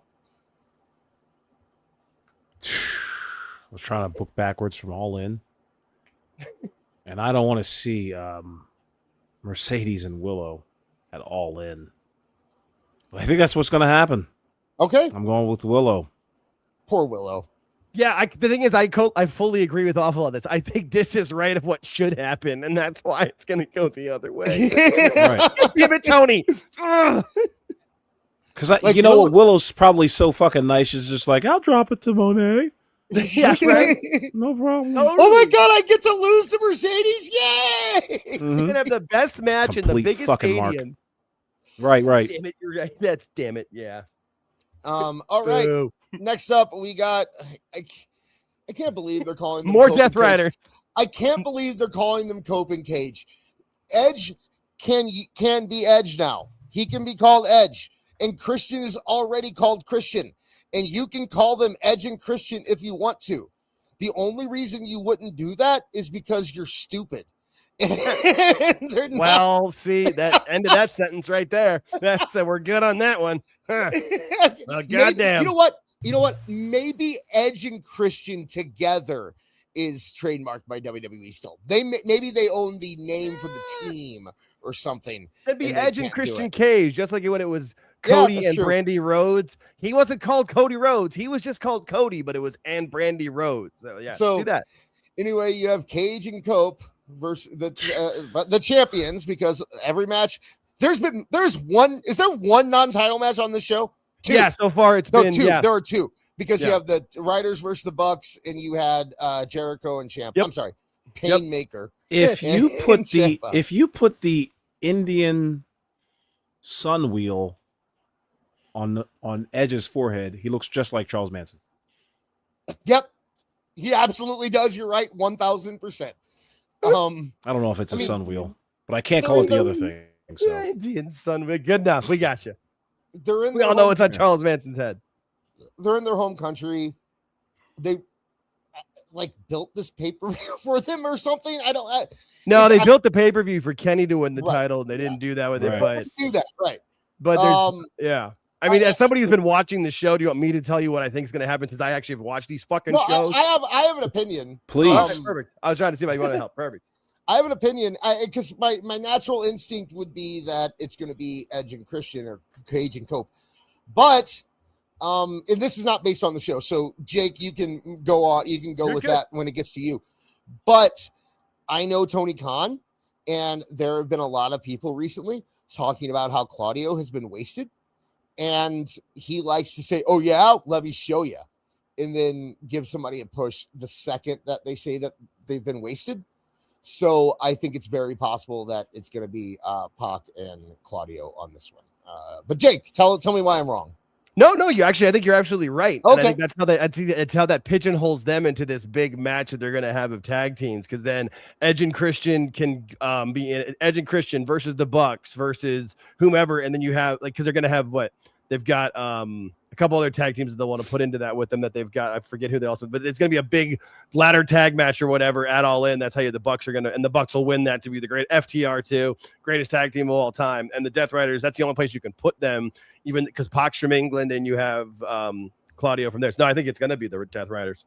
There you go. I don't. That was the old because I think that's how you pigeonhole them into All In. Where else are they going to wrestle at All In unless you have the Death Riders in a group match, which could also happen. Okay. Awful. What do you got? Yeah, it's going to be Death Riders versus the Young Bucks. After the Young Bucks beat Will and Plumber Moxley at this pay-per-view, they'll get their title shot. And they'll nana the Death Riders, Claudio and Pac there as champions, and then they'll get their match, and then the Young Bucks finally get their win at All In. Well, I think it'll be. I think and I think that's how you can have Pac. He's an Englishman going in with the title at All In, so they'll think that's his big moment. All right. And for the quote unquote main event, what the F? Who believes this match? Who believes that this is going to be a competitive match? Why? Like it's going to be a circus show, and ultimately Omega's going to get the win. You would have had much more drama had MJF filled this slot instead of Kevin fucking Knight. MJF's hurt. I was gonna say, is MJF filming Happy Gilmore 3 or something? Why? No, his knee injury is actually bad, and I think it's one of those things where they want him to rest it, and I think he's gonna somehow come back in and get in the All In match or do something at All In, but his knee is really fucked up. Okay. Is that why they took the title off him? Yeah, and that because this whole thing. That's why the promo that what is it? Renee and RJ City is cutting for Toronto or for Montreal was wrong because it was supposed to be Kenny was supposed to win the title at this pay-per-view to go into the other one. But MJF. You put the title on anyone else except for Kenny Omega and let Kenny win it here. That's what you like. Give it to Brody King or anyone else. Why would you? Because now not only did you waste the big moment of Kenny winning the title in Canada, you've also put yourself in a situation where you got to do Kenny Omega versus Kevin Knight at your pay-per-view. Is everyone else on the roster injured? What is going on? Like, how did Kevin Knight? I have a question. Why? So MJF's knee was hurt and he wanted to drop the belt early, but instead of waiting till that match until Redemption, this is not making any sense to me. Like I'm sitting. Well, I think it was Tony's call. I think Tony's the one who made the decision. I think MJF. How fucking dumb was that? You give MJF the next 3 weeks to heal up or get better, and then you have him lose to Kenny Omega. Tony wanted a big main event for that beach break so goddamn dumb. I'm muting my mic. No, you're right. You're absolutely right. We agree with you. Hey, here's a thought. I wouldn't doubt it. I would not doubt it at all if MJF was like, okay, boss, when am I doing an All In? And they go, well, you've been doing great for us. You've carried the company. You've really dug us out of that Death Riders hole, that we got in, and we finally got some momentum with you. I know we messed up with Darby, but you've been doing great. So at All In, before All In, we're gonna have you lose the title to Kenny Omega, and then at All In, we don't know yet. You're maybe Jericho. Yeah. I don't know. You like Jericho? and then MJF goes, oh, my knee hurts. Oh, ow, Yeah. my knee hurts really bad. I think I have to stop wrestling tonight. Okay. Yeah, valid. No, Okay. You might not be that far. Like, fuck you guys. That's what don't I even- would do. 'cause MJF Because that doesn't makes care about wrestling at Wembley absolutely again. no sense. No sense whatsoever. You've got a knee injury, you're hurt, so wrestle tonight and not 3 weeks from Good now. point. Yes. You have a knee injury? Oh, no. Okay. You need to stop wrestling? Okay. Well, then wrestle right now. We're not, you could save that match for 3 weeks from now when it would be a big deal and people would care. But no, you're going to go ahead and do that now. And then And they didn't. It's not like they made the match night up. They had a week to promote that match too. So like they made this decision with time and like that's had even things worse. to think about. It's way Even worse. worse. Like Even they could have easily had it booked and then had a schmaz thing happen and where he doesn't wrestle or doesn't get, and MJF doesn't have anything physical on the page break show, and then save it for the pay-per-view and let him rest for that 3 weeks. Oh, it's way worse than that. I'm pretty sure it's so bad. I'm pretty sure when they found out that All In was going to be in England, in London, Tony Khan went, "Oh man, we have to have Kenny. We have to have Kenny versus Will. We have to save that for London. We have to do it." And then last month, someone was like, All In's in like 2 months. He's like, "Oh shit." Okay. No, August is oh fuck, I haven't looked at the calendar in 6 weeks. Like I did that. I remember in June, I was like, August is 2 months. Holy shit. Like I did that. And I'm pretty sure Tony Khan did that too. I feel so bad for the people of Montreal. I truly and honestly do.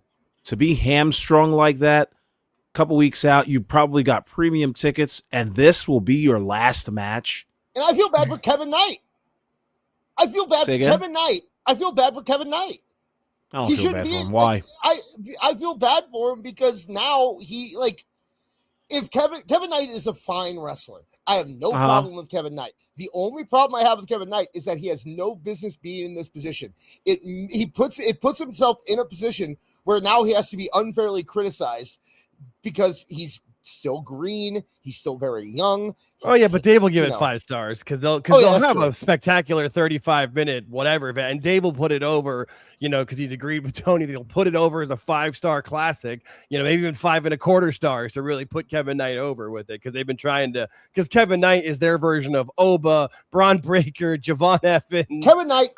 Kevin Knight is all the guy rolled into one. Kevin Knight is the guy who turned down the WWE ID contract to come to AEW. Yeah. It shouldn't be that big of a deal.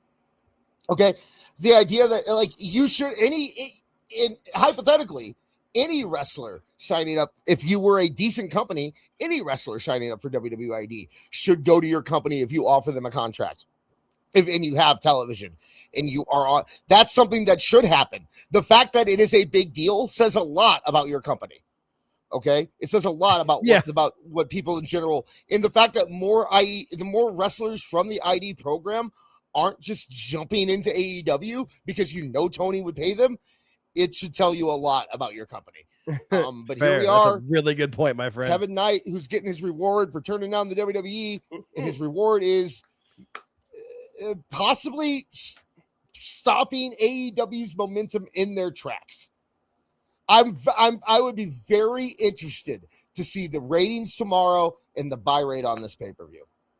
Because I can't imagine with the card that we just went over that anyone except for the people in Montreal are going to give a shit about any of this. And there's only been 5,900 tickets distributed for said show as of 3 hours ago. So it's not, and this is the Bell Center. This is not like in a theater. This is like where WWE does Montreal shows. Right. This is and you have you have Edge and Christian and Kenny Omega in your main event. Like this should be easy. This should be a blowaway show. And I don't even want there's so many other. Where's Darby? Is Darby injured too? Did he jump off feuding. No, he's facing Kevin Knight, isn't he? I saw him blow up a car. Yeah, or some shit, he's facing Kevin Knight on Dynamite tomorrow. Yeah. Oh, Darby's okay. Is it for the spot in this match? I don't believe so. Because Darby Allin, I don't even like Darby Allin, and Darby Allin versus Kenny Omega would make a whole lot more sense than this does. A hell of a lot more sense. Okay. You know, I mean, let's just go down the list. We've already mentioned 3 or 4 people who would have been better in this spot than Kevin Knight. And I don't, yeah, it doesn't make any sense. Yeah. He's why not do it. Jericho? Why? Well, if you need, like, why not Jericho versus Kenny Omega in Canada? That's huge. That's a huge match. The Winnipeg boys. Yeah, no, you're right. It's I get. No, this like, they walked themselves into this match on Wednesday last week, and I'm like, really? This is what you okay? Yeah, Jake. How did they set this thing up? I mean, just Don Callis and Kevin Knight. Like they didn't. It was nothing. Like we're friends now. Like because Kevin Knight turned heel and he joined the Callis faction. So like Don Callis worked his way into it or whatever. Andrade would have been better for sure. I mean, Mark Briscoe. Like there's so many people. Yeah, it's or pull the WWE move and have Ospreay and Omega team up against somebody. Maybe not the Bucks, since the Bucks are good guys again, but have Ospreay and Omega team up against somebody. How about the Death Riders, 3 of them, versus Kenny Omega and the Young Bucks? Why do you have to have a title match? Yeah, you know, there you go. Because I think because they promised him a title match with Kenny Omega, and so I think that's kind of what happened. Because I'm pretty sure this is what it was. Yeah, I think that's the only reason. I think you're right. None of us are wrong. I just think Tony's an idiot. It's like he had so many options in this. The only option worse than this is if like he would have been wrestling Speedball Mike Bailey. That's the only option that I would think is worse than this one. I can't actually. Is Speedball Canadian? Speedball's from Montreal. Okay, never mind. That makes more sense. That makes more sense. Never mind. Speedball Mike Bailey makes more sense than this match. He does. Where's Bobby Lashley? Bobby, I don't know. The Hurt Syndicate haven't been seen since the Anarchy. Since they said it was all about money. Yeah. They said we are not here to win championships. We're here to get the bag, and they haven't been seen since. Or have Kenny Omega and there you go. Or have Kenny Omega and Bailey team up against Kevin Knight and another member of the Callis family. I don't know. Just this match, because Kevin Knight's gonna have a great match. Dave's gonna give a bunch of stars, but nobody it's boring. Like, this, and you know AEW fans are like, this is gonna be the best pay-per-view ever, blah blah blah. And it's like nobody cares. Like about you have so much. It is undeniable that AEW right now has more momentum. This is the first time that Tony Khan has said we're actually on a really upward curve here, and he's not been lying, right? And I'm just talking about like the past 3 weeks. But it's true. They have actually shown some growth. So why are you putting this match as your main event on the page? We got one QK for $2 in New Zealand. That's real money. I don't mind. Knight just needs work on the mic. Correct. Yeah. Like I said, he's just young. Yeah, he's a future star for sure. You just need to put him in this match right away. Yeah. Yeah. It's too much too soon, and it could expose him. And that's the biggest issue with it. So, the biggest issue for him, in general, there's a lot of issues. A terrible idea, yeah. But there you go. That is the AEW Redemption card. I know that all of you are so excited about this. You're going to tune in to Jake. Oh yeah. And they're going to be watching it intently on Sunday. No.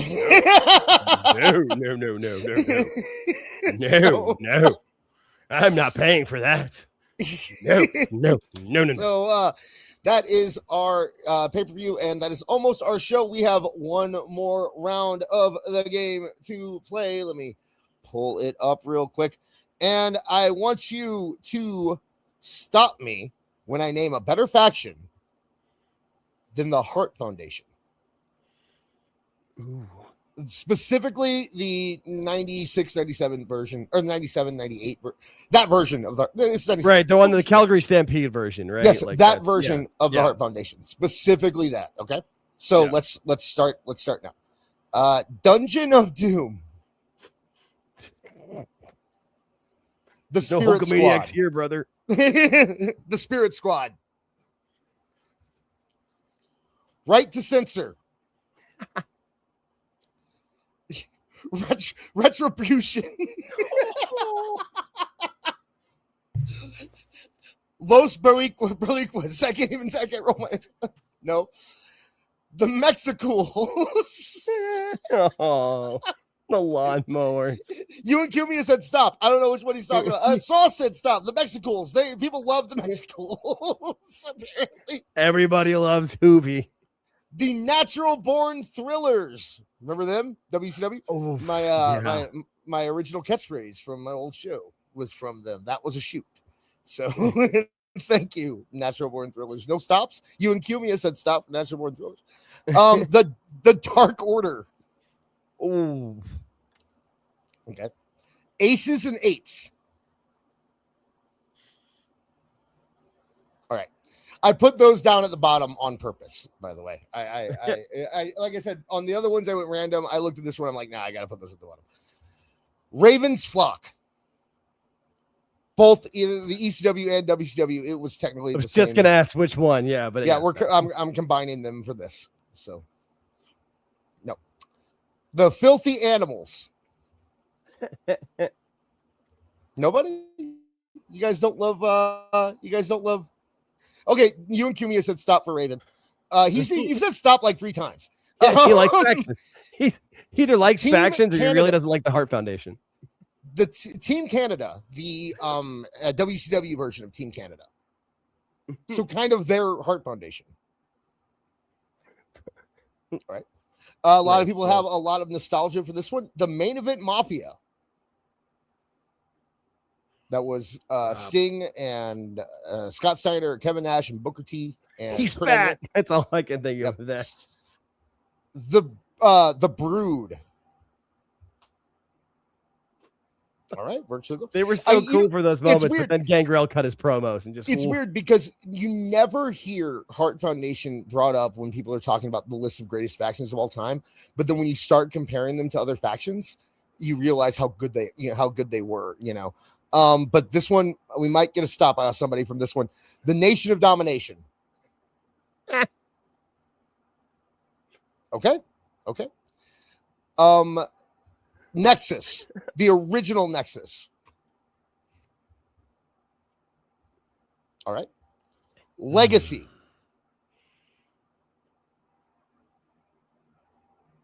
All right. The original Wyatt family. Ooh. They were Same, good for a bit. Pull a lateral. Okay, but not stop, but not say it's better. So yeah, I was gonna say better than, and again, I'm still thinking that Canadian Stampede pay-per-view, man. A lot of people said stop. We got a lot of stops from the chat. Yeah, I was gonna say a lot of people. Yeah, and a lot of stops. That was as close as I've been to stopping, but not yet. I'm going to do this all the way across from all 3 companies: the Hurt Business, the Hurt Syndicate, whatever they were called, that faction. It went from TNA to WWE, now to AEW. Anyone saying stop on that? Lateral, okay. The Judgment Day. No one's gonna say stop on that. I'd be like, which iteration? But no, but you gotta get. Overall credit for how long the longevity it's had, but it's had so many changes and iterations. Yeah. The Undisputed Era on NXT. I will admit that I wasn't watching during that time, but I've heard great things about Might those get some runs. stops out of the chat. Yeah, I was gonna say, I'm sure some people will think so, but I haven't. Maybe even this next one here, the Jurassic Express. Anyone? Anyone? No. Okay. The Corporation / Corporate Ministry. Shit. Yeah. Oh, God damn it. That one's tough. Because that's that was one of those things that really brought me into WWF's television at the time. And that Undertaker entrance music is so underrated with that guitar over the funeral march. But I'm going to say lateral with that too. Okay. Awful. Would you say lateral with that, or would you say, what do you think? Corporation was kind of thrown together. If I can. Sure. No, the Corporate Ministry was kind of thrown together. The Corporation was pretty. There was some good stuff in that with the Stooges and everything. That's actually, when you look at it, the Corporation by itself didn't really, as a true faction, it's kind of hard to separate them from the corporate ministry. So I kind of threw them together. Evolution. Stop. Okay. We got our stop, guys. Jake stopped us on Evolution. Yep, they were one of my ones I was going to stop on. Yeah, because there was that. They had the longevity. They have their pay-per-view moment at Armageddon that year with all of 4 of them with belts. Like that really is. And then they rushed it with the Randy Orton one, and that ruined the group. But like the way Batista left the group, like with the thumbs up, thumbs down, how they should have done it with Orton, but they ran too early. That was perfect. Like that. Yeah, that's where I'm going with that one. All right. Awful still going though. The Shield. A lot of stops in the chat, by the way. A lot of stops in the chat for Evolution, by the way. A lot of stops in the chat for Evolution. Yeah. We're getting into the nitty gritty here, man. D-Generation X. Okay. Is there a which version on that? No. I included all of them because any of them like you got to go. That's the thing about DX. It's like if we were just talking Rick Rude, Shawn Michaels, Triple H in China, I might have a shot. But once you start getting like Hornswoggle in there, that version. I was gonna say everything before 2000. If you'd have given the Shawn Michaels version and then the Triple H Army version together, the 90s DX, yes. Once you throw in Hornswoggle and the return of Michaels, that all ruined like it. The only reasons that I separated them before were like Team Canada, where it was literally an entirely different faction. They just had the same name. But most of the time, if it's all if the same people or if some of the same people are involved, I include it. Fair enough. The New Day.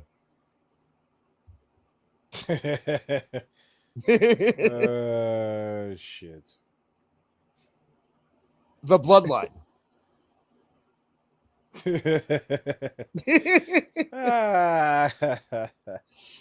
Now this one you're gonna laugh awful. You might this one might be tough for you. The Blackpool Combat Club / Death Riders. Lateral. In fact, I think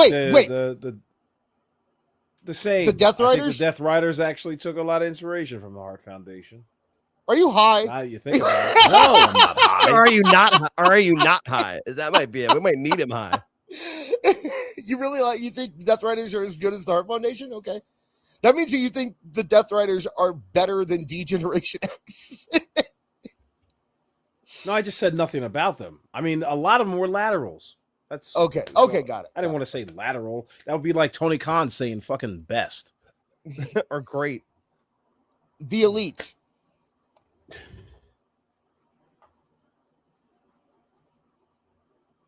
Okay. No, keep going. The Bullet Club. Waiting for one. The Bullet Club. Probably better. I wouldn't know. I haven't seen one frame of the Bullet Club in Japan, but I heard that they were. They were running roughshod back then. Sold a lot of T-shirts. The NWO. Well, they were, stop right there. Okay. There was only one left after that. And I think we all know what it was. No, who was it? The Four Horsemen. Oh. What about Triple Threat? Because I think Triple Threat was better than Hart Foundation. I didn't really consider them a faction. I consider them more of a team, but I could have thrown them in there. It just didn't even come to mind. What the fuck is New Day then? New Day? Oh yeah, that's a good point. What about the Freebirds? Freebirds are same thing. I don't know why, but for some reason in my head, the only reason I did New Day is because the first name that I got when I was, because I went through and I was like, I need to find more factions. I don't have enough, and I searched. Just give me a whole list of factions, and the first one was New Day. Every time I looked, so I was just like, okay, I'll throw New Day on there. I didn't even think about the Heenan family. What? I didn't include everyone in the world. I just I was we'd kidding be about here until tomorrow if I would have done that. You know, the worst faction I can think of. The Union. You want to the Job Squad. The Job Squad. Yeah, no, I can't list them all. I had to get Blue to World Order. I had to get to the good stuff eventually. The conglomeration. No. We could, like I said, we could have been here a long time. I didn't say the core. Should I have brought them up? Ooh, I forgot about maybe you should have. With two E's. A New Day. Or was it the 2 Blue R's? World Order. 2 R's. It's 2 R's, yeah. That's really 2 R's. Real bad. But yeah, there we go. That is so awful. You said the NWO is better than the Heart Foundation, and Jake, you said would you said Evolution's where I stopped. Yep. All right. That was fun, guys, and I just want to thank everyone. Oh wait, do we have? I think we got one more super chat, and I think I missed it. Yes, I did. 1KQ for. No, we got this one. I said that already. I got it out of the other chat. You get it again. You get it 1KQ. We don't know if New Zealand dollar is worth more, so yeah, you get it twice. But thank you guys so much for hanging out with us this evening. We really appreciate your support. Jake, where can they find you? YouTube.com/@AltJakeTakesOn. If you just search Alt Jake in YouTube, we pop right up now. So come over and subscribe. We do a show every Thursday and every Sunday. They're a lot of fun. Come hang out. There you go. Awful. You've been doing a lot of shorts on your page. I don't know why that was funny. But yeah, you can check me out on youtube.com/awful wrestling. I have some shorts. I'm trying to keep busy for the people who have subscribed to the channel. I want to make sure that this, the channel looks as active and lively as possible. Jake was kind enough to show this old dog some new tricks. Actually, he just pointed me to some buttons that I never pushed before, and I was just like, "Oh, wait a second, goddammit." But yeah, a whole new world, for Jake. Really, because I was just like, you just put up a video, and that's how it's done. But of course, that's not how it's done. So, yeah, you'll see more shorts.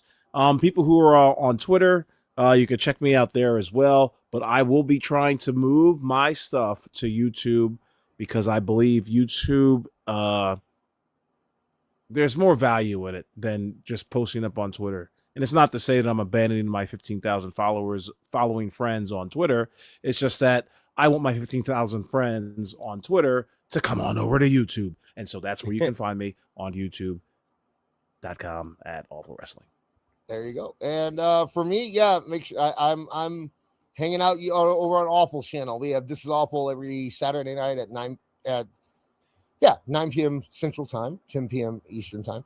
And then this week, though, we might definitely do it Sunday. That's what I heard. So take that. After Jake's show. How about that? After Jake's show. Yeah, okay. I can tag you guys to it, so I can link. Are we going to talk about Redemption?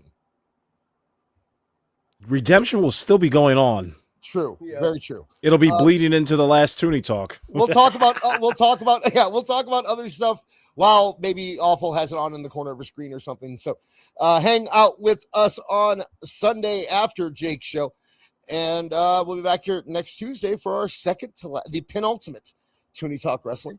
But until then, if you want to get a hold of me, you can email me at tooneydiss@gmail.com, and I read everything I get there. If you have any suggestions, I've been getting a lot of people still sending me the botches. So maybe we'll get one of those together for the last episode. But until next week, this is Akadis from Awful Jake. I'm Awful Jake from Awful Wrestling. And Awful Jake. Hope you have a great week, guys. Now, I'm shaky. Get out of here!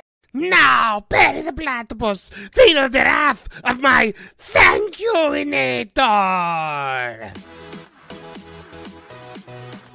Thank you, you piece of trash. Thank you. Thank you. Thank you! Oh, I suppose you want me to say thank you. Well, you know what? Saying thank you is like jobbing. Thank you! I got a little message. Thank you. Ooh, yeah. Oh, thank you! Oh, thank you! Thank you! Thank you! Thank you! Thank you! Thanks for what? Hi-ho from all of us here at Tooney Town. Thank you! And viewers like you. Thank you.